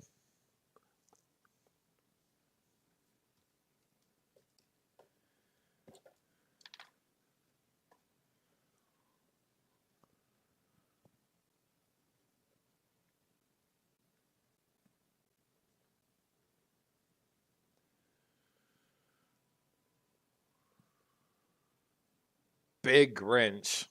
Someone from Detroit coming out.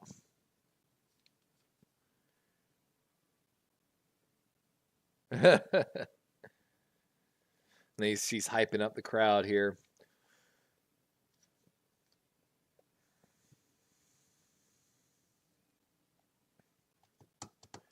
Giving us a little speech.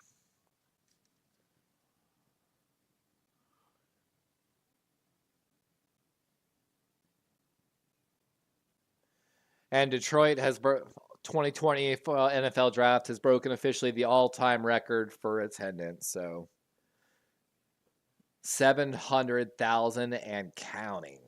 Wow. And this is why the hotels were costing so much in Detroit. This is the governor of Michigan up there to announce the pick.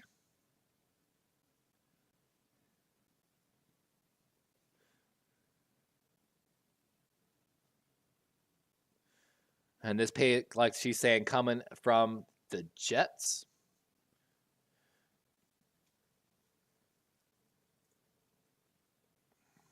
Ooh. Ooh.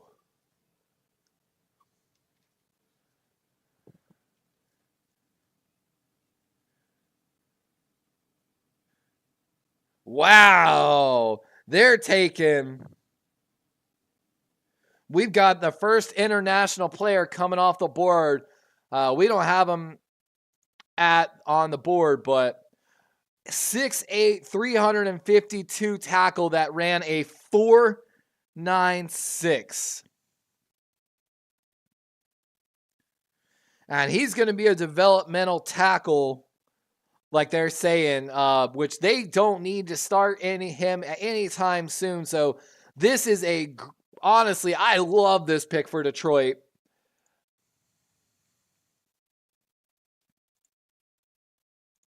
Like they're saying, absolute mauler at that size. I mean, yeah, 6'8", 350. Like the size, it's one of those ones. He's got every size. And Philly already coming up announcing. They know business right now. All business. Ooh. And there's, again, one of the best running backs probably left on the board coming off, Will Shipley, and a do-it-all running back for Clemson coming off the board with pick 127 to the Philadelphia Eagles. More of a zone guy than a rush gap guy. 31 catches in. Basically, he can go into the slot a little bit. This is a real DeAndre Swift clone, and I definitely think he'll be able to jump into that mold a little bit with Philadelphia. That is, like they're saying, going to have a lot of value on third down. And, of course, a good insurance policy for Saquon Barkley. That's a solid selection by the Philadelphia Eagles here. And Buffalo coming out to announce their pick at 128. Let's see which direction they go.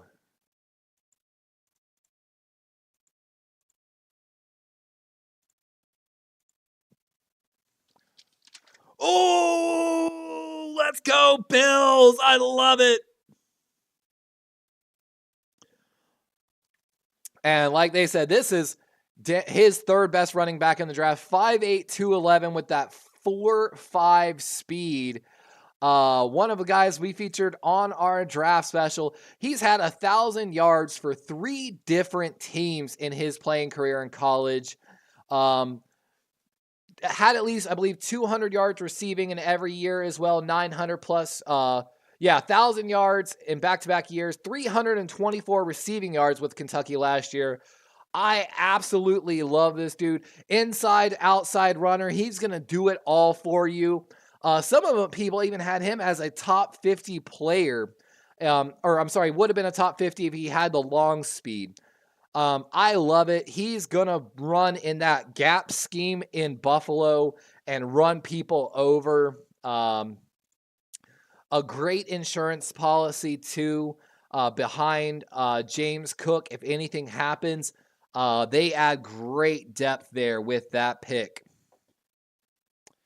And the Jets just traded out of the 4th round to the San Francisco 49ers. Wow.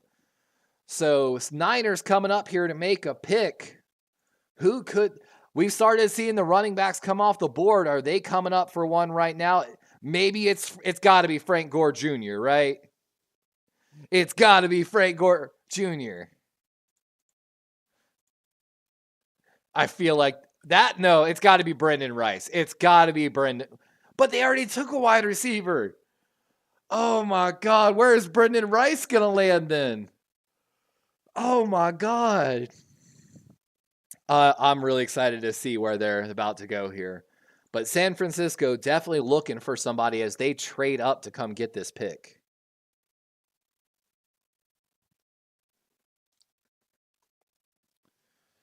And Baltimore now just one pick away with their second, 4th round selection. I am mind blown right now that San Francisco just came back up for that.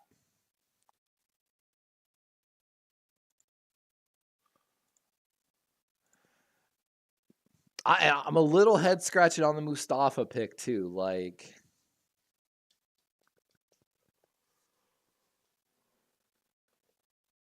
are they coming up for another corner? Needs for them are interior offensive linemen potentially still, especially if Puny's playing outside at tackle. But we've seen the running backs start to come off the board. That's Irving, Shipley, and Davis. We've got 3 running backs in the last 5 picks.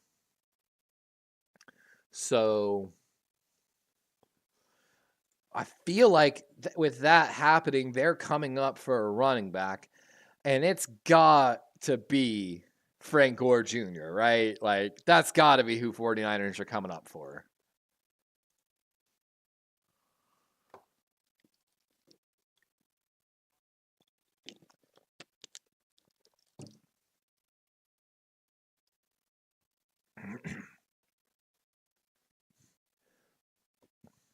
I wonder how my boy Chimera feels about it.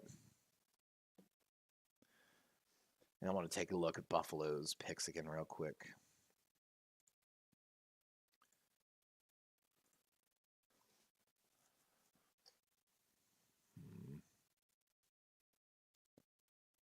This is crazy. What up, Joe? How you feeling, my guy?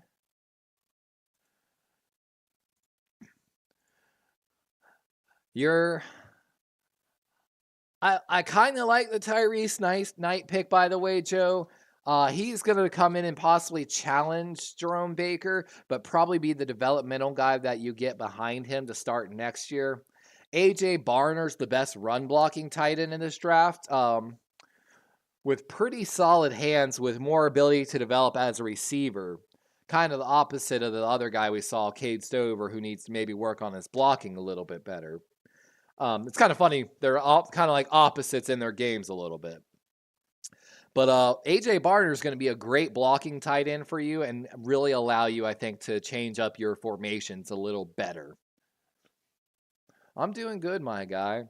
I'm a little a head scratcher, though, on the 49ers. They came up to get Malik Mustafa earlier, and they are coming up here to get somebody as well, as the Jets traded out of the 4th round. The Jets know, man, there's just about to be a lot of good guys probably in the 5th round for them. Oh, and it's not Frank Gore Jr.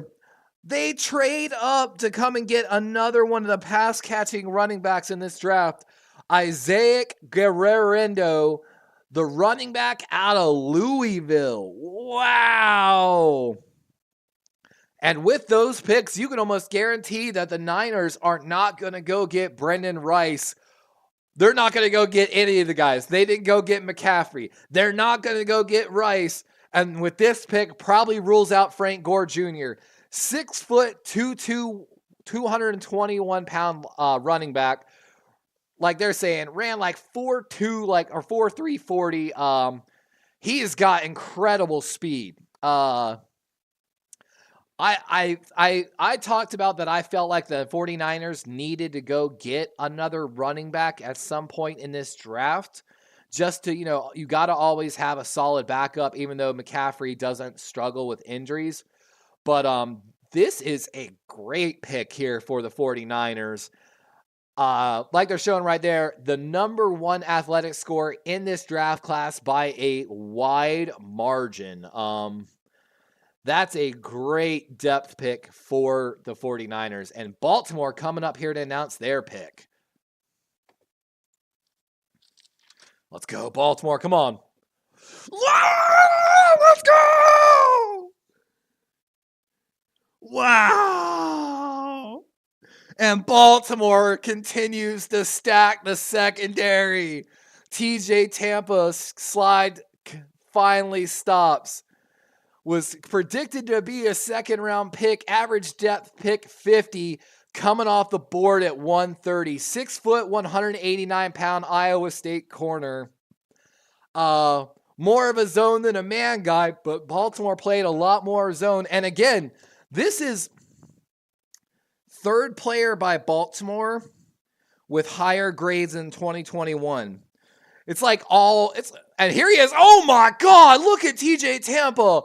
They've got his basketball tape, and here he is just, oh my God, violently dunking. That was crazy. He's got ups for days.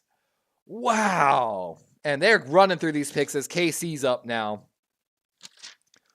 Wow. Ooh, and here comes a tight end off the board to Kansas City. Jared Wiley, the tight end of TCU, coming off the board. Number 1 tight end left on the board, so it's starting to get thin there. Had a better 2022 year than 2023, but 520 receiving yards last year for the TCU. Are they Horned Frogs, if I remember correctly? Definitely needs to work on his run blocking, but 6'7", 260. He's got the immeasurables to develop, and he's going to get some time to sit behind Travis Kelce. And if he can develop his run blocking skills with that frame, that Kansas City team will have a very good 2-set. That's definitely going to be an interesting pick here, as we've got the Detroit Lions back up on the clock here. This is a compensatory pick through San Francisco and through Philadelphia. So Another pick that's traded a lot of hands here. Let's take a look at Kansas City's draft real quick before we head to the Lions draft class. My apologies, 1 second here. I apparently cannot. But the Chiefs already got Xavier Worthy in the first round, Samatia, the BYU tackle in the second, and their first pick, Jared Wiley there. They've got another 4th round pick coming up here right after the Lions, so they're continuing to rebuild some offensive weapons around Patrick Mahomes. Would not be surprised to see that continued. But let's go to Detroit since they are on the clock currently. So the Detroit Lions, of course, went with 2 cornerbacks in the first round, a developmental tackle here earlier with the 26th pick in the 4th round. They still need some defensive help on that, or some help on the defensive side of the ball. I mean, the 2 corners is going to be an absolute home run hit for them. Still looking for a free safety, but there's not too many on the board. Like I said, really could be looking at a linebacker here. Looking at safeties, again, not too many of the true free safeties left in this draft class. A lot of these guys are slot box types of guys. Jaden Hicks, Keaton Voladipo. I don't know what's going on with Vaki. Maybe they take a swing here with Trey Taylor, the safety out of Air Force.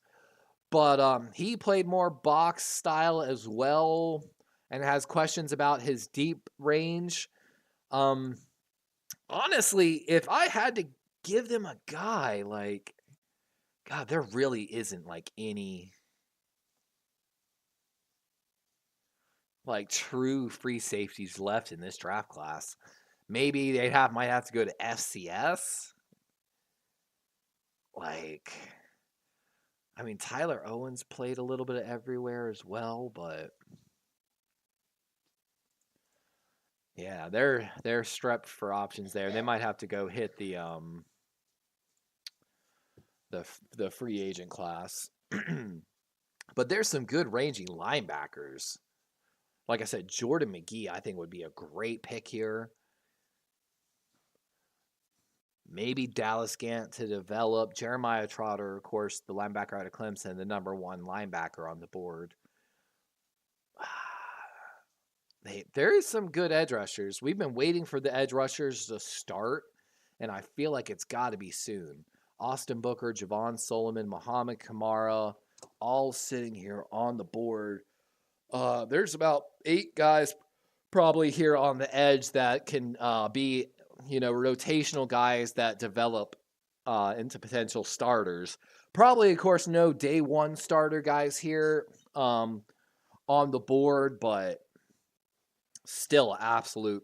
I can't believe, though, Baltimore just stole TJ Tampa like that.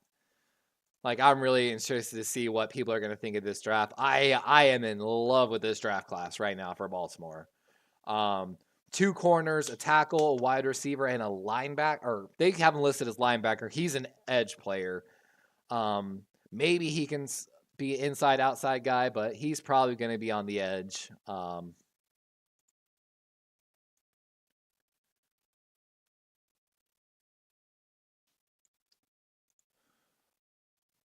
Because, yeah, Adisa Isaac played all his snaps outside the tackle, not even over tackle. So Isaac is 100% an edge, not a linebacker for the Ravens. So, but let's see where Detroit's going here. Pick is in. We're still waiting, though.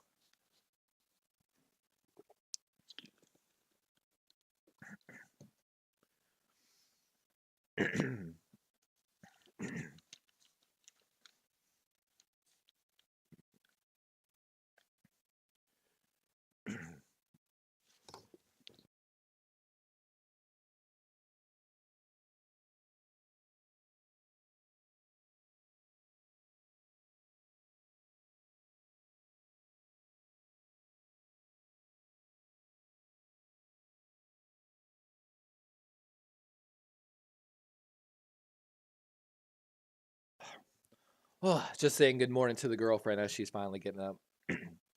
Oh, And they're listing him as a running back. And we were just talking about this. Is he a safety? Is a running back? They announced him as a running back, so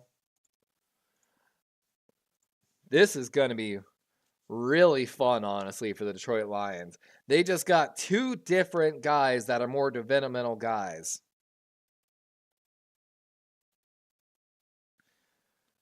But, and here he is playing running back against USC, and look at him. My God, he looks dominant right there, honestly. So this is going to be a really interesting pick to see how he plays. 6 foot, 208 pound,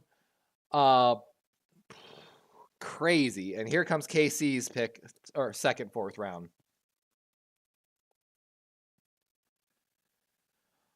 And there goes one of the top rated strong safeties left on the board.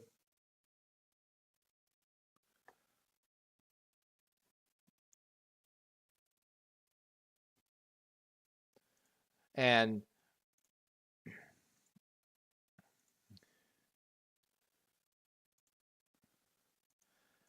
Kansas City going to add a really good defensive player here. This is going to be their first defensive player of the draft. Detroit, of course, taking more developmental players here in the draft right now. But KC getting a guy that might be an impact guy for them kind of right away, to be honest with you. They needed someone to come in at safety to compete with Justin Reed probably, or maybe allow him to move around a little more. They lost, of course, the safety in free agency, and this is a great pick for them here, honestly. So despite playing more in the box, he had great coverage grades, a little low on the run defense, but his forced 12.9% forced incompletion rated was really good. Tied for 13th in run stops in college football last year. Struggled against teams like Oregon, but excelled against Washington and Stanford. Like I said, he 6'3", 212-pound thumper. 2-year starter for the Washington State Cougars. Like I said, he's going to be a great player for them. If I'm not mistaken, let me double check here. Yeah, 103 snaps in the slot, 200 deep, but 456 in the box. Oh, and the Jets just had a sneaky good player here. There goes another running back off the board. Braylon Allen, the monster 6'1", 235-pound running back out of Wisconsin. Looked really good at the combine. I think shut up some of the rumors about him, but absolute thumper there for the New York Jets. I'd be happy if I was Green or oh my God, I'm losing my mind.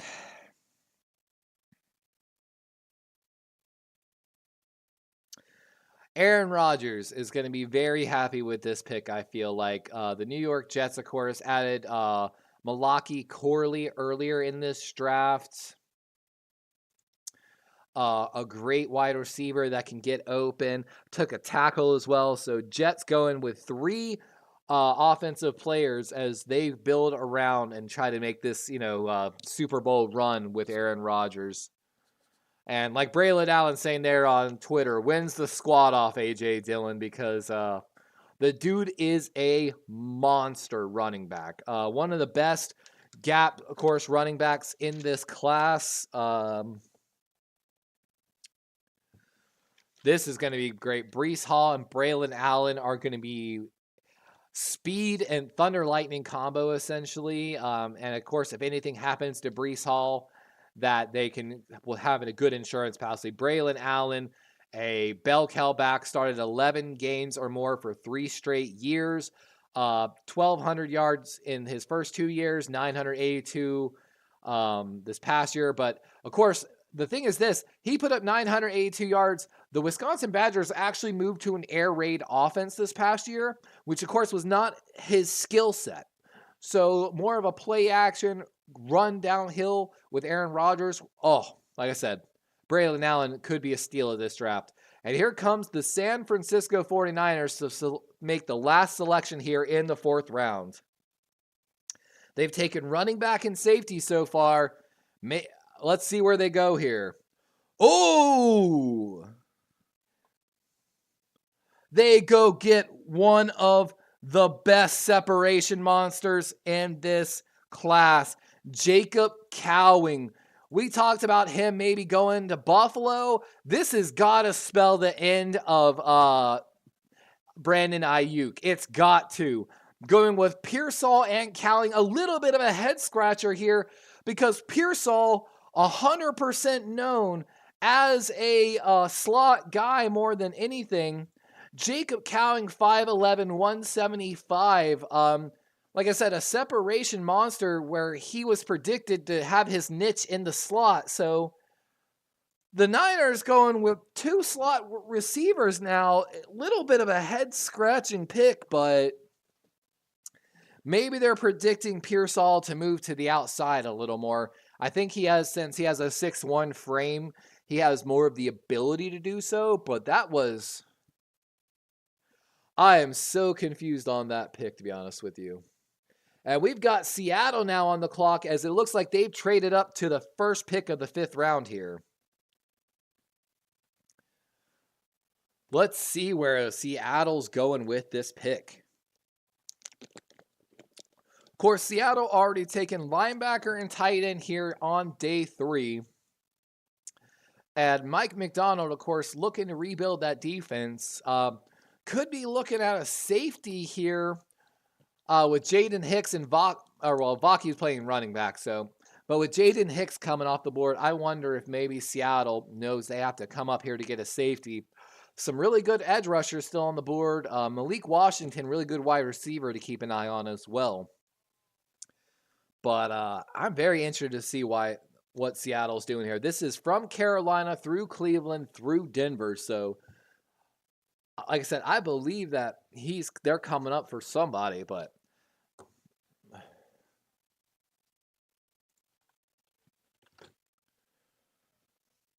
Jacob Cowing, though, my God, like.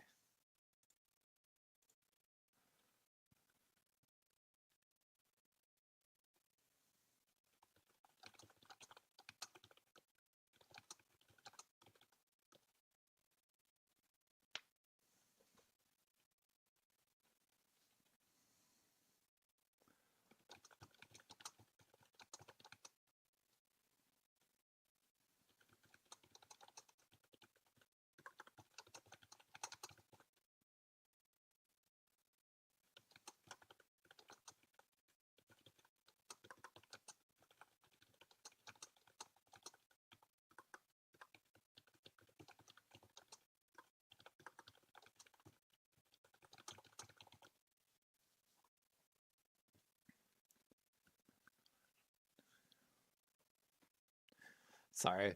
Talking in our group chat for the 49ers. I was like, I love the Cowing pick. He's a separation monster. But I'm a little like head scratched on because you already took a slot guy. I had him as my Stephon Diggs replacement potentially for Buffalo. Malik Washington still there, though. Could be that guy for Buffalo.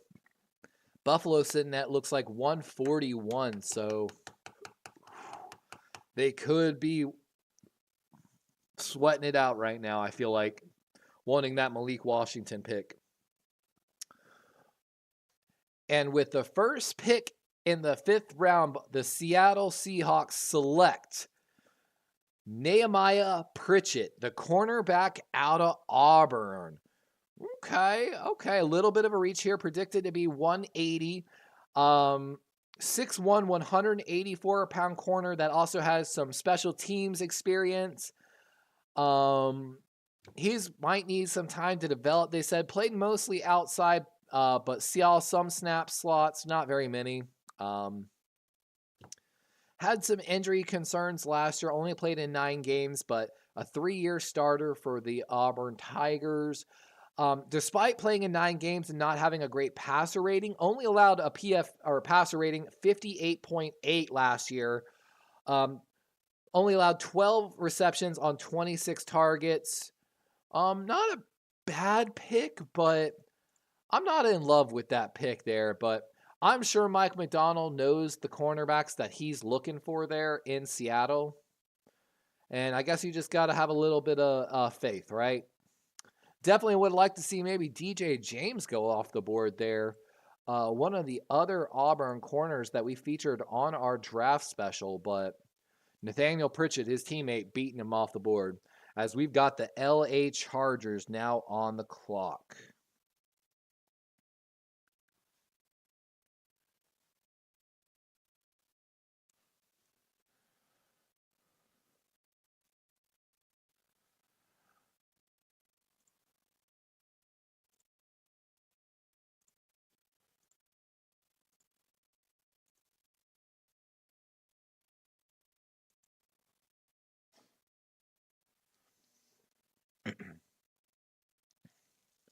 That's funny. The Lions GM's talking to the guys on NFL Post, talking that they love that there was film on them.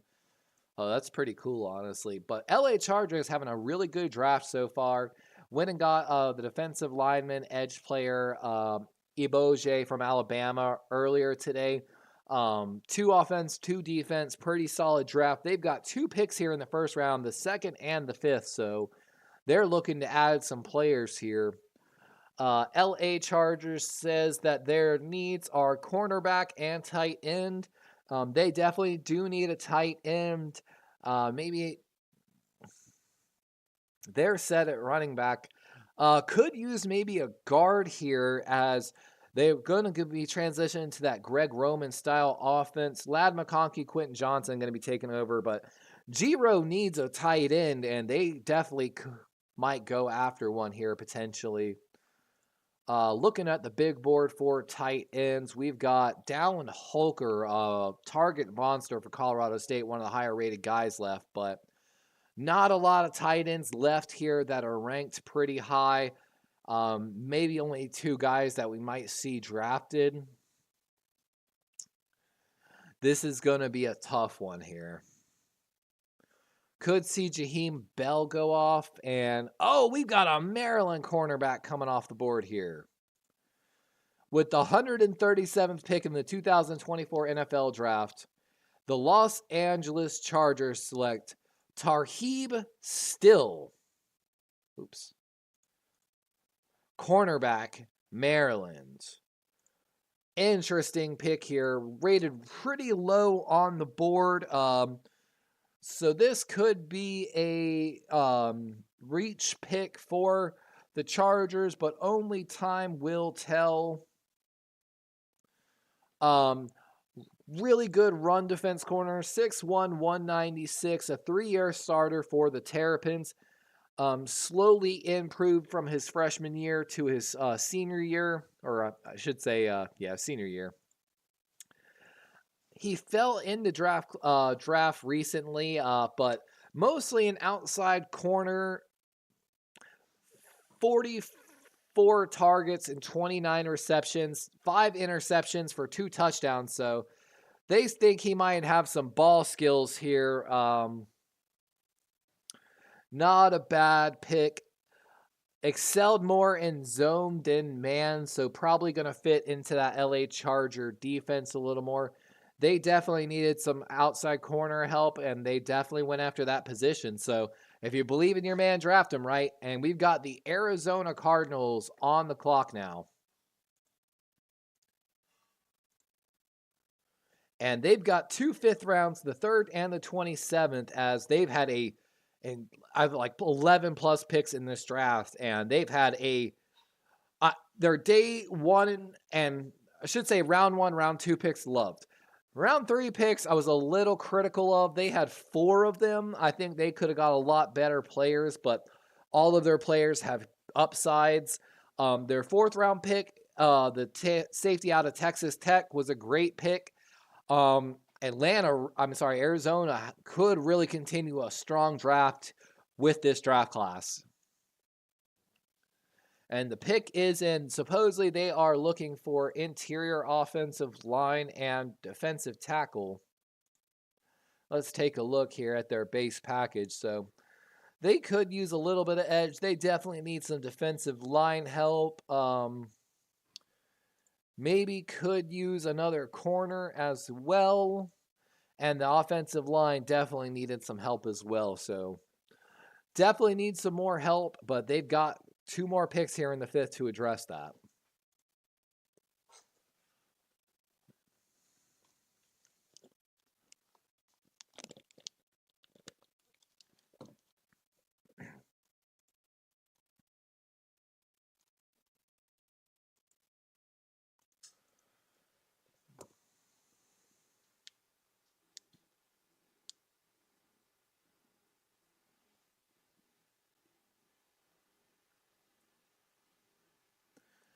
I really wonder when the the Las Vegas Raiders take a quarterback here. They could be looking at Spencer Rattler here in the 5th round.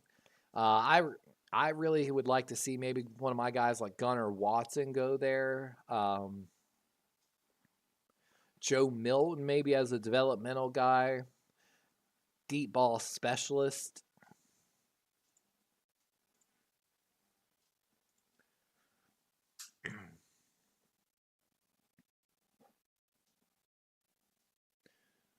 And we've got the pick. This is going to be an edge rusher coming off the board, which was a need for the Arizona Cardinals.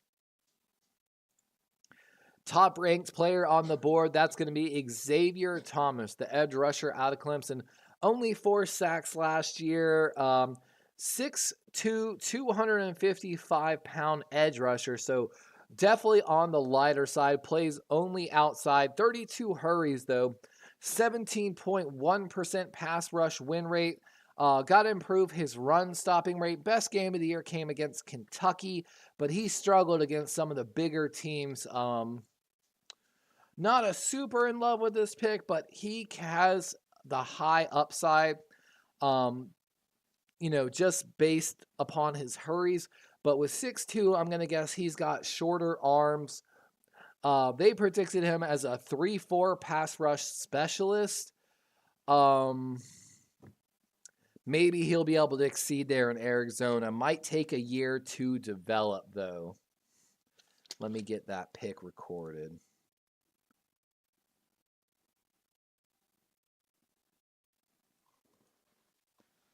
Very interesting pick by Arizona. But he's got potential, twitchy guy. We'll see what he turns into. Like I said, a little on the older side. He's already 24 years old. I don't know. I feel like they could have got a better guy with that pick.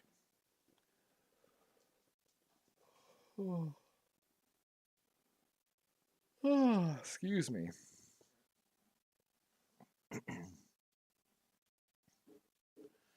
And Washington on the clock with pick 139 here.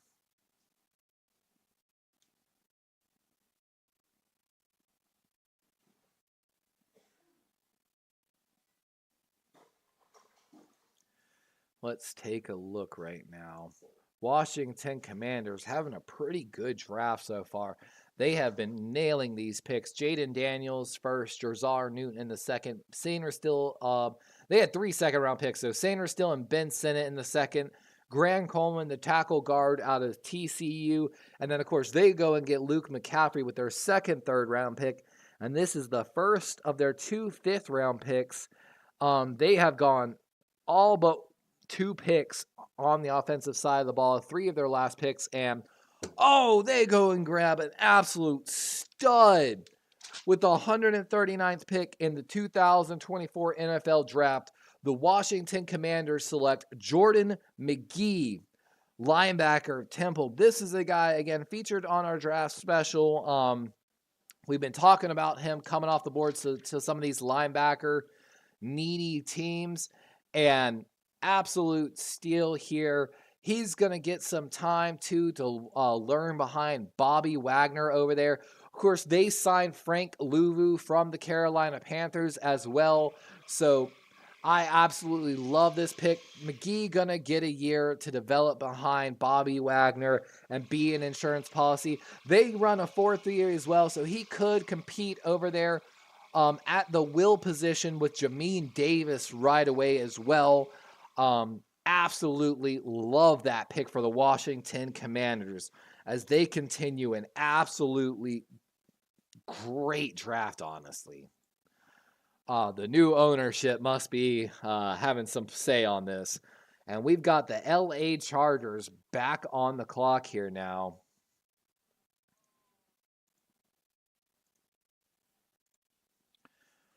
Little bit of a head scratcher on that last pick, but here comes their second pick of the 5th round. They've addressed basically all their major needs in the draft. The only thing they're really looking for, I believe, is a tight end, but it's starting to get a little skim out there at tight end. I wonder if this is where Dallin Hooker comes off the board. Dallin Hooker, of course, absolute, like we said, target monster at Colorado State. A little bit of concern about the level of play, of course. You know, but let me find it. 105 targets for 64 catches and 766 yards. He was the focal point of this passing game for Colorado State. Slightly high contested catch rate. Definitely going to have to work on his run blocking, but 6'5", 235-pound tight end has the potential with his athleticism maybe to be a number one tight end. Could give the Chargers that potential right here. I feel like this has got to be where they go with this pick. Could be, let me take a look at this depth chart.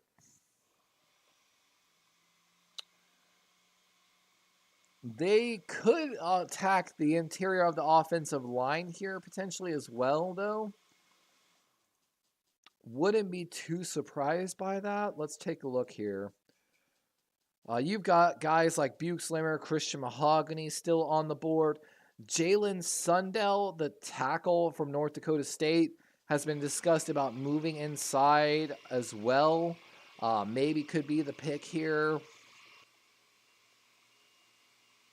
I'm definitely interested to see which way the Chargers go, but they've had a pretty good draft other than that last pick.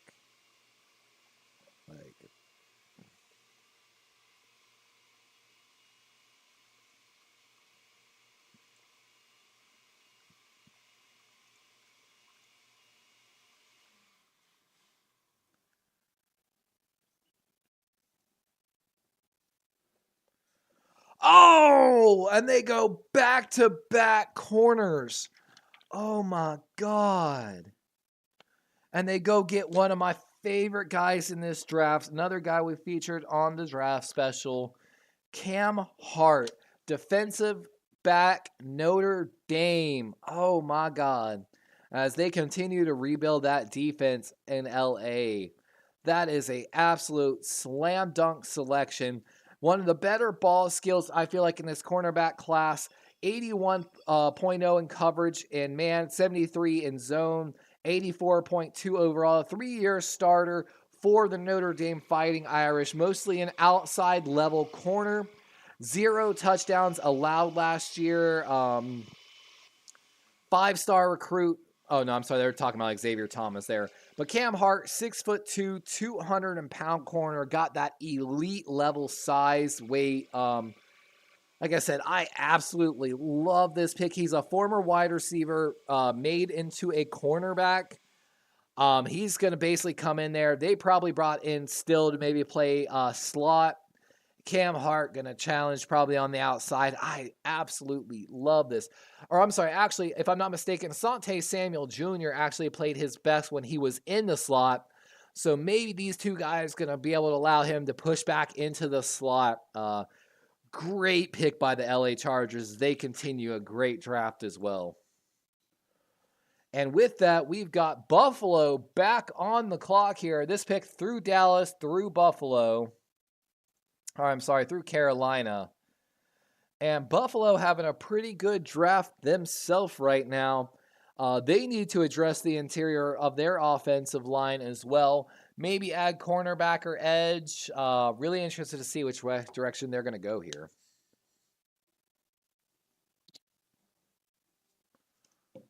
And I'm going to have to go get a drink here in just a moment, guys. So bear with me. But that is a great pick by the LA Chargers. Yeah, they are super ecstatic about this guy. Like, I know I would be too. Like,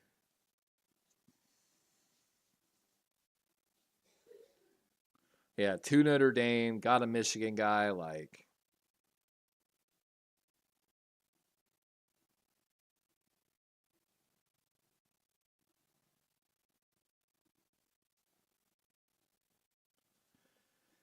and Buffalo showing the draft room. They're on the phone with someone right now.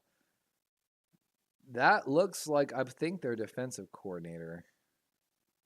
So are they taking a defensive player here? I know 49er fans got to be upset that they didn't get any of their favorites. Frank Gore Jr., Brendan Rice, Luke McCaffrey, none of them, man. And they've taken one running back and two wide receivers, so the chance that they go after one of those positions again is highly unlikely.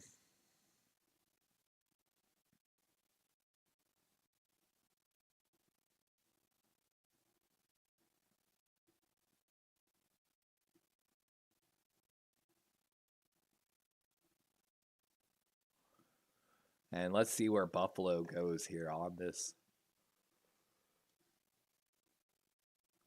They've been split so far. 2 defensive players, 2 offensive players. And they've got the 6th and 9th pick. And, oh, they're going off. They finally get a center. Let's take a look at this young man. With the 41st pick in the 2004 NFL Draft, the Buffalo Bills select Cedric Van Pran, Senator, Georgia. I mean, this is a solid pick.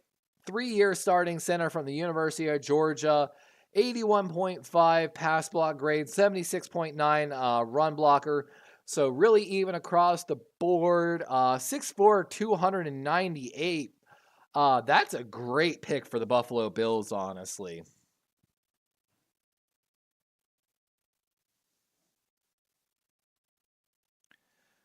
That's a great, and like they're saying right there, they're probably going to run the football a lot more in Buffalo. Ray Davis going to come in there with Cedric Van Pran and really change that offensive line.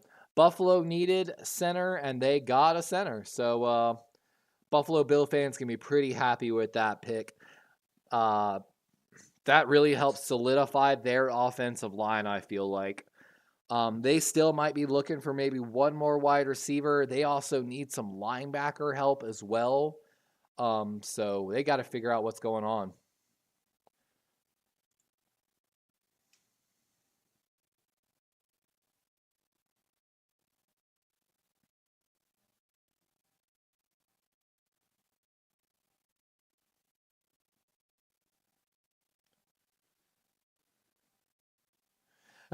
Caleb Williams texting the punter that they drafted in Chicago, Torrey Taylor, said, "Hey, man, you're not going to get a punt too much." So Caleb Williams having a little fun with them drafting a punter.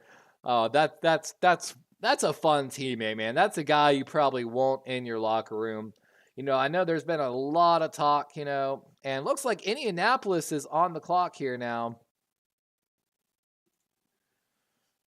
Take a look here as Indianapolis gets ready to make this selection as the pick is in.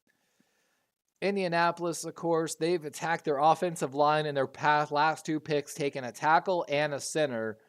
Really rebuilding the offense around Anthony Richardson, getting him some protection, which he desperately needed. Needs for the Colts tight end, cornerback, and safety here. They definitely could go with that route. Latu probably going to play a little bit of linebacker for them. Best fit going to be Chris Abrams-Drain, a really do-it-all corner in this draft. We've seen a few of these really good corners start falling down the boards, especially these zone guys, which makes you really interested. But don't really need a wide receiver over there like it says on. And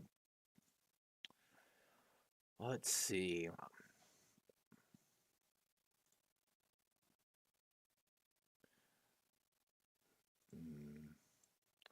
I really wonder where they're going to go here on this pick. Take Gunnar Watson, Indianapolis. Get your backup quarterback. Do it right here, even though you have Joe Flacco already.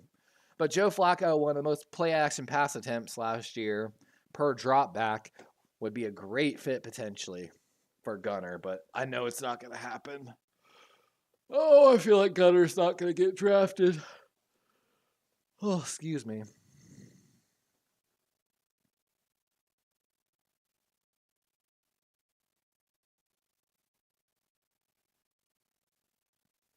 And we've got the pick coming out here for Indianapolis. Oh, that's a great pick for Indy.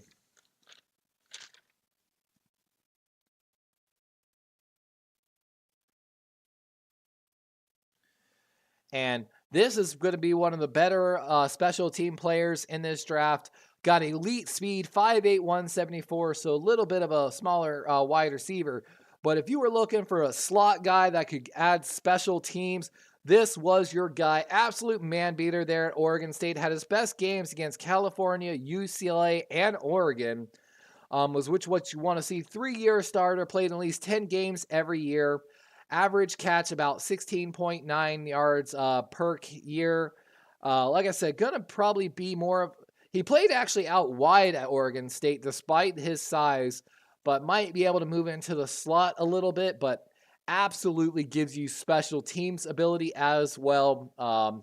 Can't really hate on that pick just because the special teams ability for the Colts. With that, we've got the Atlanta Falcons now coming on the clock. Atlanta Falcons, of course, have delivered the most head-scratching draft so far out of any team. It's not even close.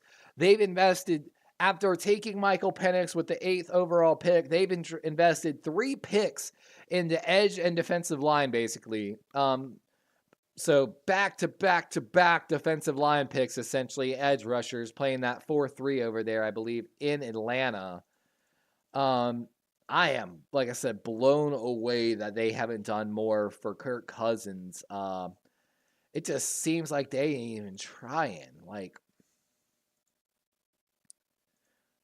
maybe they got a lot of belief there in Rondale Moore, but I feel like I guess if they've got faith in Rondale Moore and Darnell Mooney, who I think Darnell Mooney was a free agent acquisition this past offseason. He was. They brought in Charlie Warner, the tight end. I believe that's San Francisco. Not a huge guy to back up Kyle Pitts, but they might need some cornerback help here. Wonder if this is where we see Chris Abrams-Drain come off the board to the Falcons. They could also maybe use a little bit of strong safety and linebacker.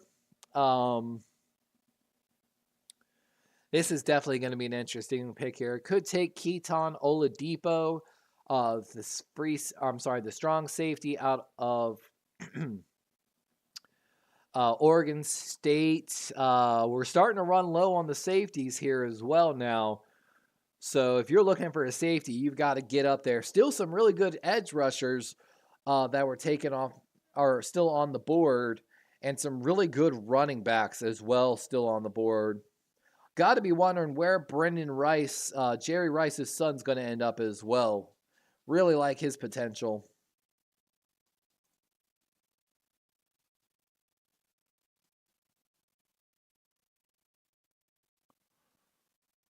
And do we have a trade here?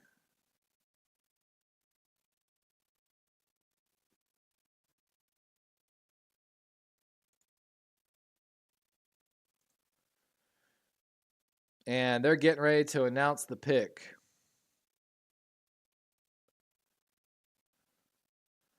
I'm really interested to see which way they go here. Definitely feel like it's going to be corner. Oh, they're talking about, there has been a lot of talk about a long snapper being selected. Could this be where we see the long snapper come off the board? That would just complete the Atlanta questionable draft, to be honest with you. Cow from Germany.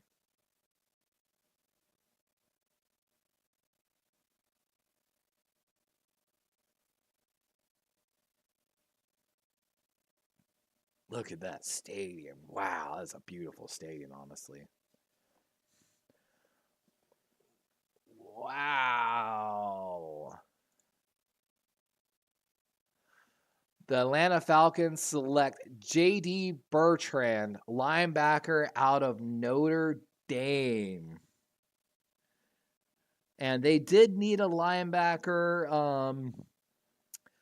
This guy, though, rated pretty low on the board right now. Has a little bit of pass rush potential. 3-year starter over there at Notre Dame. Played a little bit in the slot as well. 70.5 coverage grade, which is pretty good. Good run defender. Seems like he can do a little bit of everything. Gonna be a rotational guy in a 4-3 system, it says. At 6'1", 233, a little undersized for the next level. But it seems like he's got the right mentality and fundamentals. Just a smart player from Notre Dame.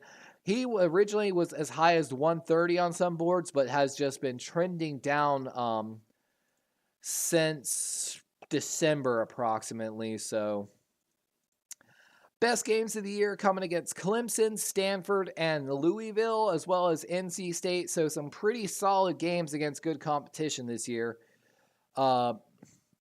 Solid player, definitely might develop into a solid linebacker too over there. Can't really be upset with that pick. But once again, Atlanta completely redoing this offense, basically saying we don't need any offensive players. We are good. Wonder if that had anything to do with them taking Penix at 1. Wonder if they were sitting there and they're like, hey man, do we need to make any change to this offense? And wonder if Kirk Cousins was like, nah, this offense is so good, we don't even need to add anything. And they were like, bet, we'll take that for the future. But Chicago here on the clock. So we talked about it a little bit a moment ago. Chicago, after the 4th round, that was their last pick. And they traded back up in here to the 5th round. And here comes one of the edge rushers off the board from our draft special. Was wondering when his slide was going to stop, and it stops here at 144. Austin Booker, edge rusher out of Kansas. This is a guy that's got prototypical size, 6'6", 245, redshirt sophomore. They want him to get a little bit heavier, but at that size, he can play on the outside level on the edge in that 4-3. 14.8% pass rush win weight, 10.2% run stop rate, despite his size concerns. Absolutely dominant in his year here at Kansas State. Mostly an outside the tackle guy. So again, definitely going to be 100% edge rusher there for Chicago. But a great pick here by the Chicago Bears.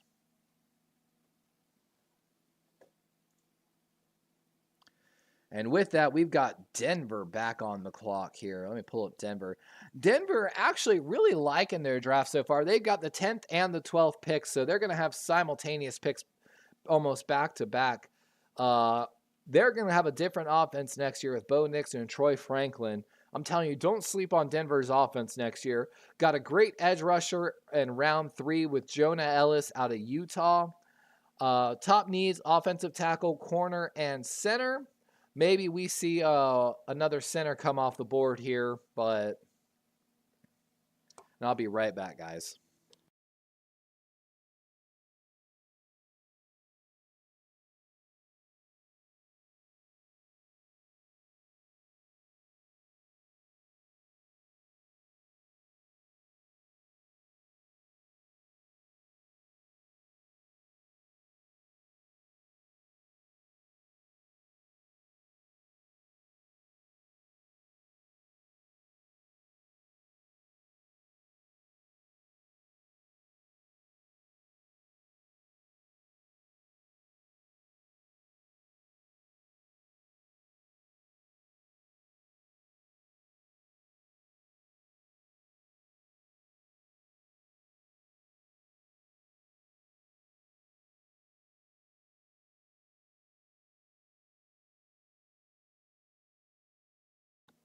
And the pick is in for Brendan Rice.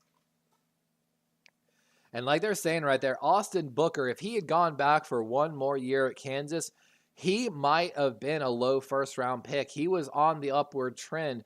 They just wanted to see more of him. So if he can play like he did last year for Kansas, that's going to be a great. And we've got the best cornerback left on the board, probably coming off the board. Chris Abrams-Drains going to Denver. That's an excellent selection.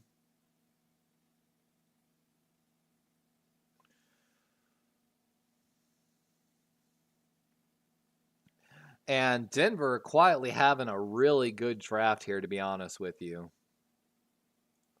They needed a corner, and they went and got one there. He's probably going to be starting opposite Surtain or maybe working in the slot. Absolutely, like I said, love that pick by the Denver Broncos here at 145. Tennessee up on the clock next. This pick through Minnesota, through Philly. We've seen a lot of these late-hand picks trade hands. I guess some people believe in this draft class and some people don't, is what it kind of seems like. But, of course, needs for the Tennessee Titans, wide receiver and safety. Let's take a look at their depth chart. Oops, wrong team.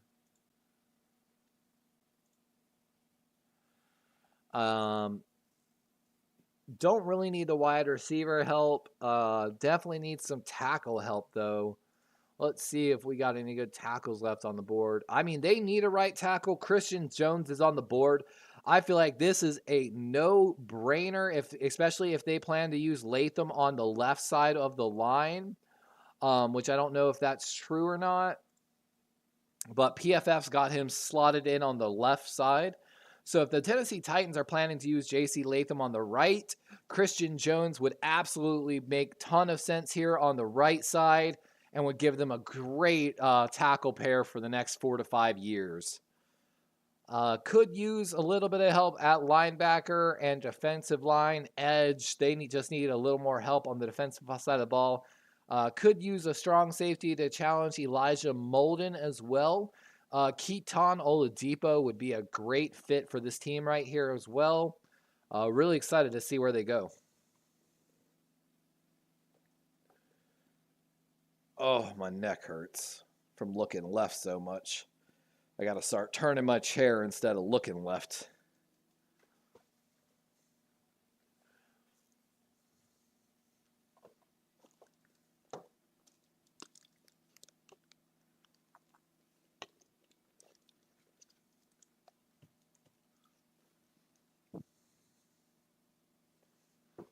Wonder if it's the armrest. The armrest, too high usually for me. I ended up sitting my shoulders too high, honestly.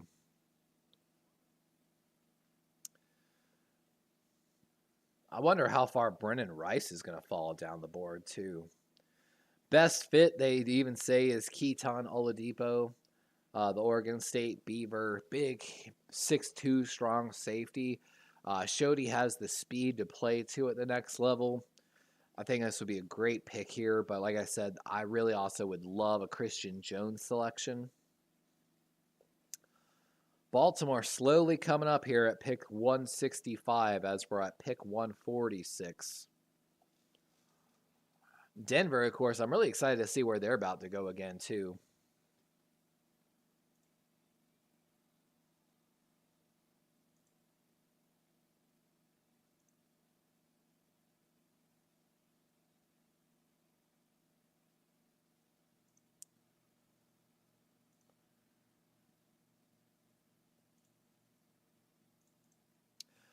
So, of course, they already addressed linebacker and defensive line early in this draft in Tennessee with T'Vondre Sweat and Cedric Gray. And, they go after a corner here. Another one of our guys from our draft special. It's only a matter of time most of the time for when they come off the board. But Jarvis Brownlee Jr. looked really good at the combine. He might take a little bit of time to develop, but let me get him pulled off the board here. Second-rated corner left on the board. I think he was right behind Chris Abrams. Good in coverage, good in run. 3-year starter for Louisville out there. Played mostly on the outside, so he's going to be an outside corner for them. Played better in zone than in man, which I think they run a lot of zone out there. That's a solid selection from Tennessee as they continue to build that defense.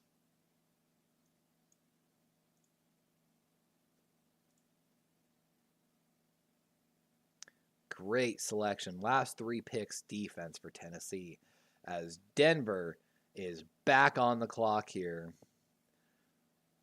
They've gone 2 defense, 2 offense, pretty split draft here from Sean Payton. This is their last pick before the 7th round, so this is really where they got to make a good pick here. Denver still needing, looks like maybe potentially some offensive line help. But I know they got Bo Nix for the pressure and his ability to get the ball out quickly. They, of course, did bring over some free agent additions here in the offseason. Sorry, go back to my lineup here. So, of course, Denver signed Mike McGlinchey last year away. They've got a Pro Bowl right guard. They've got Ben Powers, the former Raven, at left guard. And their left tackle, Garrett Bowles, playing pretty well. Still could use a center here, maybe potentially along that offensive line. Also could maybe use a defensive tackle here.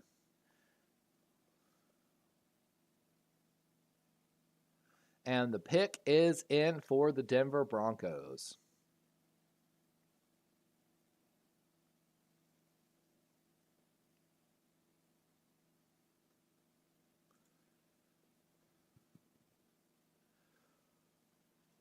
Some of my favorite guys are rising to the top of the draft board right now. You've got Malik Washington and Javon Solomon sitting on the board right now.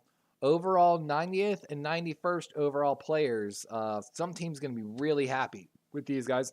Malik going to come in, fight for the slot job right away on a team, provide excellent special teams play. And then you've got Javon Solomon, who might have some shorter arms at edge, but plays with a great motor. Another big story to keep an eye on, Johnny Wilson, the wide receiver out of Florida State. 6'7", 237-pound wide receiver. Basically jump ball specialist. Didn't have the best contested catch rate or drop rate, but Denver gets a great player. Oh my God, Audric Estime coming off the board to the Denver Broncos. I love it. If you don't know, Estime was once compared to a Jerome Bettis by some NFL ex-players. He's going to come in there and probably compete with Javonte Williams right away for that starting job. That's a great selection by the Denver Broncos.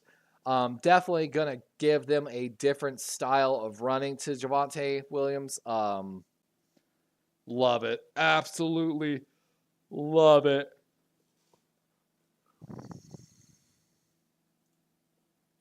Absolutely love this pick. And with that, we've got the Oakland Raiders now on the clock here. 148 overall. Slowly getting to that Baltimore pick, guys. Baltimore, of course, has the 30th pick in the 5th round, 42nd in the 6th, and then 2 7ths right now. So still got 4 picks left in this draft for the Baltimore Ravens. Let's take a look at the Las Vegas Raiders. So Raiders, of course, adding tight end, center, tackle, and cornerback. Little bit of reaches on their last 2 picks here in round 3 and round 4. And, I don't know about this linebacker. So we've got at 148, Tommy Eichenberg coming off the board here.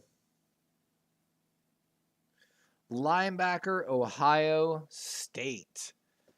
Probably one of the highest rated linebackers left on the board. Let's take a look here. Second linebacker on the board, one of two of the Ohio State linebackers. Didn't grade out really good this year. Had an excellent year last year, though. So, of course, I'm sure the Raiders are looking at last year's tape for Eichenberg, but really don't like to see the step they took back this year. He played less defensive snaps this year and took a step back. So maybe he's dealing with something more of a 4-3 linebacker, lacks lateral agility, 6'2 at 239.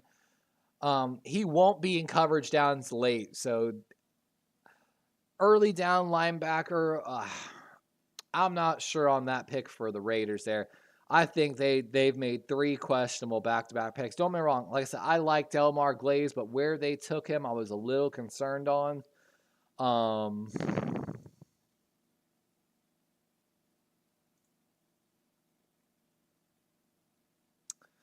But they did need another linebacker in there to play beside Robert Spillane. They play looks like a 4-3 system, yeah. No, they play 3-4. So, little confused on that pick by the Raiders, to be honest with you. Not a fan of their last two picks. Cincinnati Bengals here on the clock with pick 149 now.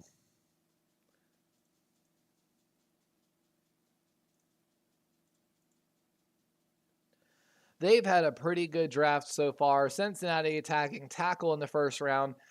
Day two went after a defensive tackle and wide receiver, getting Chris Jenkins, the athletic freak from Michigan, and Jermaine Burton, a solid wide receiver from Alabama. McKinley Jackson is a great run stopper that they're bringing in with Chris Jenkins on that defensive line. And then Eric All, one of the most solid tight ends in this draft class in the fourth round. They've got 1/5, 2/6, and 2/7 coming up here for Cincinnati. Their last need on their board is running back. They, of course, let... I'm sorry, I forgot his name. Oh, my God. My mind's blanking right now. I'm so sorry. But they let their running back go in free agency. Signed Zach Moss, but, he's definitely not going to be an ideal starter. Definitely could see them bringing in some competition here. Cincinnati ran a lot of gap style. So there are a couple gap running backs here still in the draft. Wonder if they see one of my guys come off the board here. If you're looking for a gap style guy, of course, the South Dakota State running back Isaiah Davis, a great selection there. Jaden Sheridan's been shooting up draft boards, gives you special teams ability. Kamani Vidal, one of my favorite guys in this draft, available as well. Maybe Dylan Johnson, the running back out of Washington. And, we're going to get a cornerback coming off the board here. That doesn't surprise me for Cincinnati. Josh Newton, cornerback, TCU, coming off the board here to Cincinnati.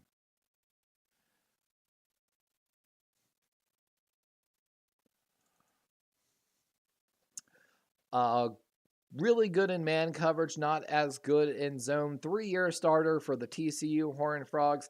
Had his best year actually last year with 15 games, playing over 940 defensive snaps. Only allowed one touchdown this year. Mostly an outside guy. Can kind of come up to the line of scrimmage, so maybe going to give you some pass rushing potential there. Allowed a 48.1% completion percentage, so one of the better completion percentage guys in this draft class. Could work on his run defense a little bit. 7 missed tackles last year, but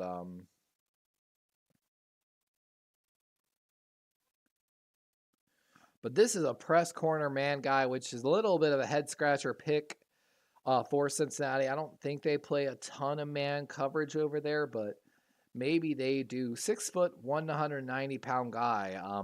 Might lack a little bit of that long speed, so interesting pick by the Cincinnati Bengals.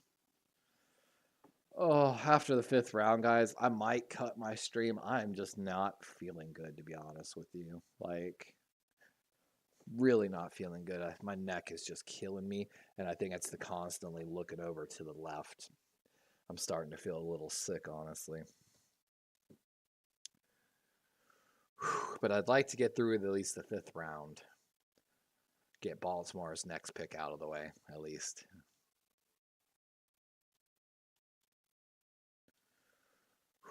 God, at this rate, though, I might not make it.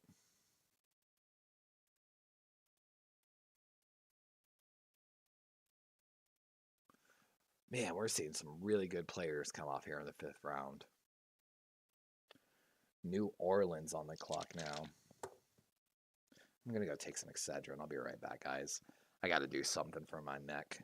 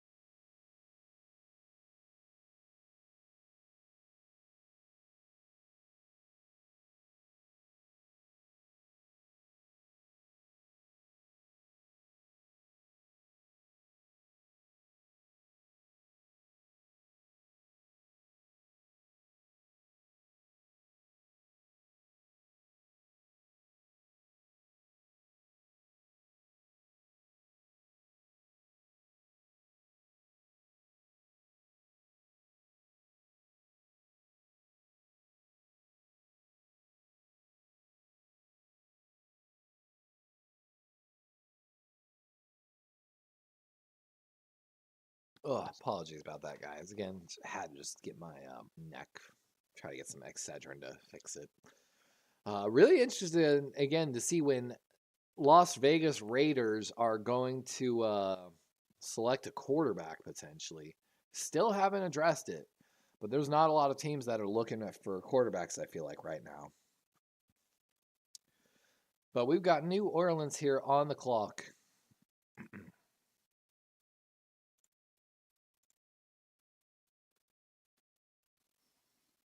Oh, and there's the pick with the 15th pick in the 5th round. The New Orleans Saints select Spencer Rattler, quarterback USC. And we finally get Rattler coming off the board.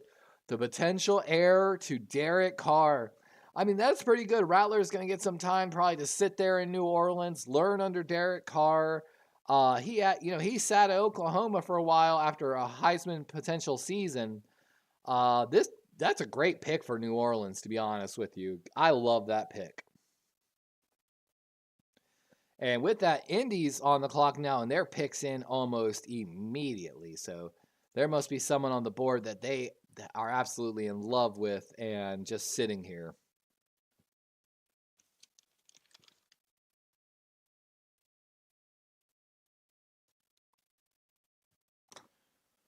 Oh, God. Oh, Jalen Carley's safety out of Missouri.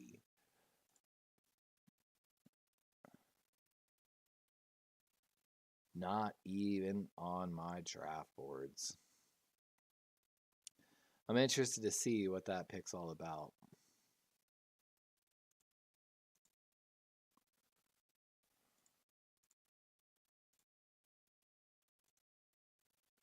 And with that, Philadelphia is on the clock as Philadelphia got that pick in. Indianapolis got that safety pick in immediately.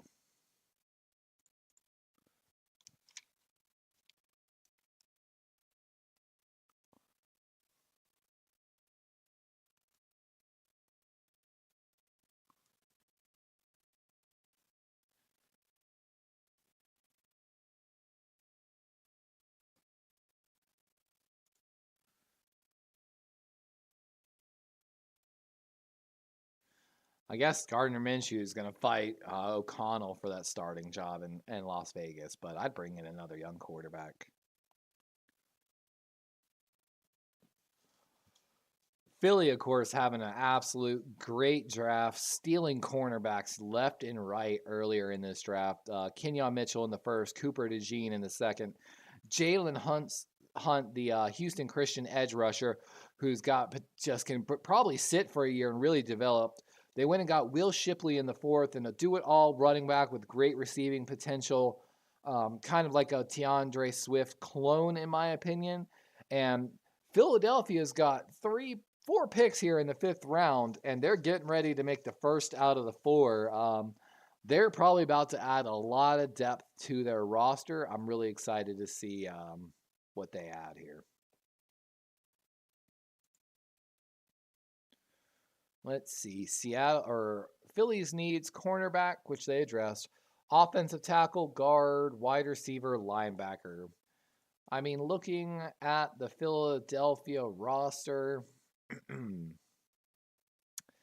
definitely understand the linebacker. They attacked corner early. Maybe could use another free safety as well. But yeah, they're building just for depth. Tyler Steen's going to continue to develop over there for them. And they've got a lot of faith in Cam Jurgens, their 2nd-round pick in 2022, to develop into their new starting center. If I'm the Eagles, I'm definitely probably attacking a linebacker spot here. Jeremiah Trotter Jr., the linebacker out of Clemson, the number 1 guy on the board. But sneaky pick here, like I said, Dallas Gant from the University of Toledo could really, he might need some time to develop, but he really could be that guy. I'm really excited to see what team he ends up on.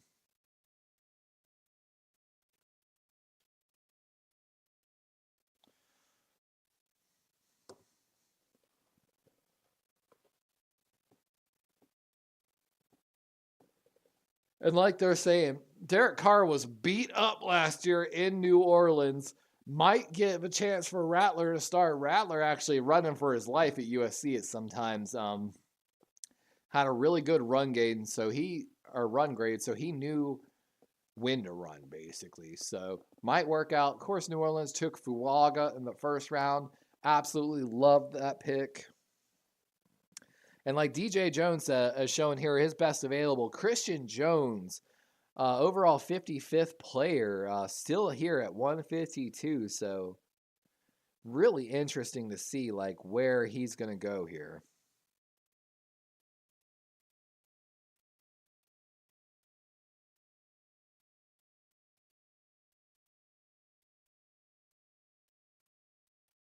Like they're saying right now, the Mohamed Kamara still in being on the board right now is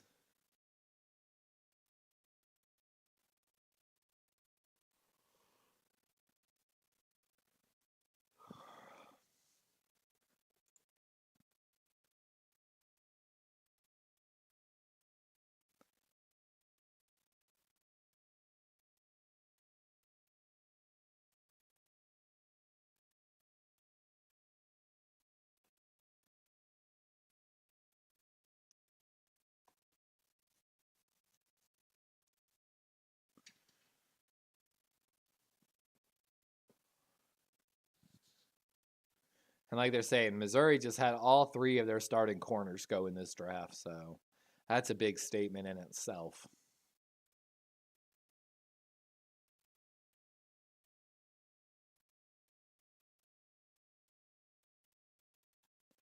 And the pick is in for Philadelphia. So let's see what it is.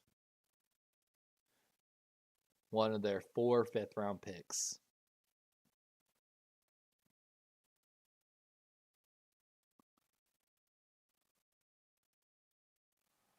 Extravaganza.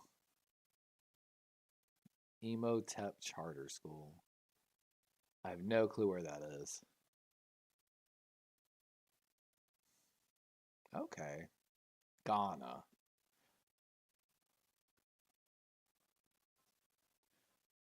Let's see. Oh, that's a great selection by Philadelphia. Anais Smith, wide receiver, Texas A&M. Another guy we featured on our draft special, rated 119 on the board, so great value here. He put up 20 bench reps at the combine, 55.6% contested catch rate, 1.9% drop rate. The dude has got sure hands. He's one of the best sure hand guys in this draft. Missed some time in 2022, but played 12 games in 2021 and 2023. 53 catches on 78 targets for 795 yards, 5'10", 220-pound wide receiver. He can work the slot really well. That's really exciting for the Philadelphia Eagles. He's just going to get some time to develop and probably allow Devonta Smith to play wherever he wants to. A.J. Brown, of course, the outside guy there. When they go to the 4 wide receiver set, Philadelphia is going to be dangerous.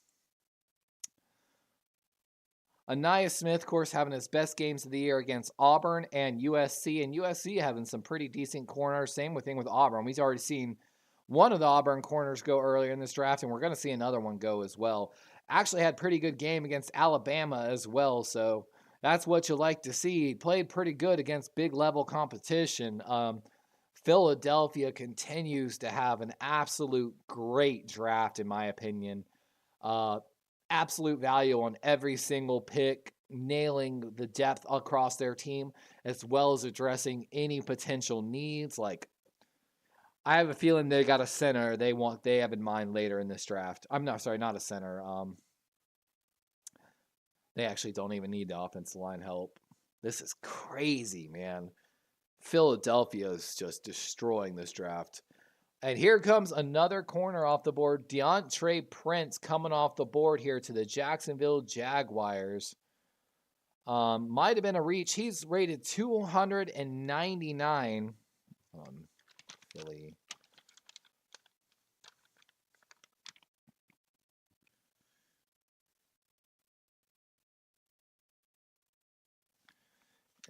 And then this is Jaguars taking Prince.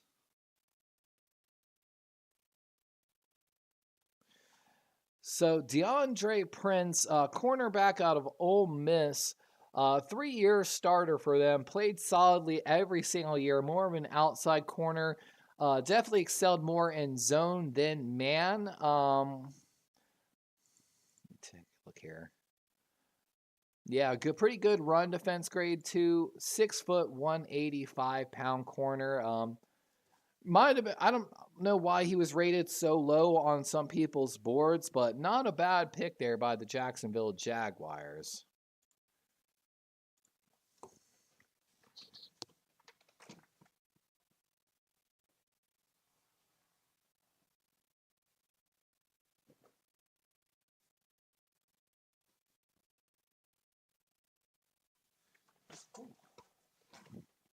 Had to switch out of the hoodie, getting a little hot here now that the girlfriend's up, and move the temperature. And we've already got the next pick in. The LA Chargers are going to be taking Brennan Jackson.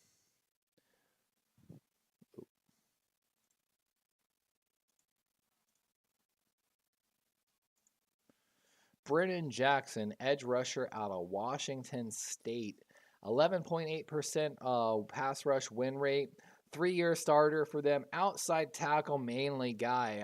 LA Rams adding a little bit more of pass rush, which I think is a little surprising.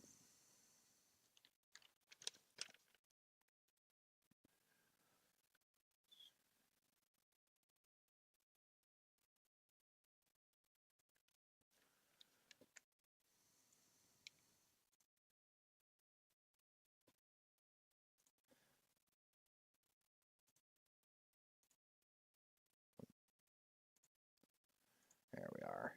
So yeah, LA Rams going back to back on edge in this draft. A little interesting.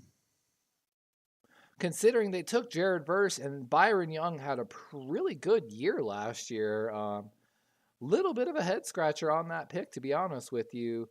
Definitely could have attacked maybe some other positions like linebacker here, but I'm guessing they're looking later in the draft or in free agency. Oh, and honestly, guys, I've got to call it. I feel so horrible right now. My eyes and neck are starting to kill me. If you come and you were hanging out with us today, I really appreciate you. I feel like I'm overheating too with this headset on. I really feel like I'm about to be sick. So I'll catch you guys later. I hope everyone has a good draft. Really wish I could have made it to Baltimore's pick, but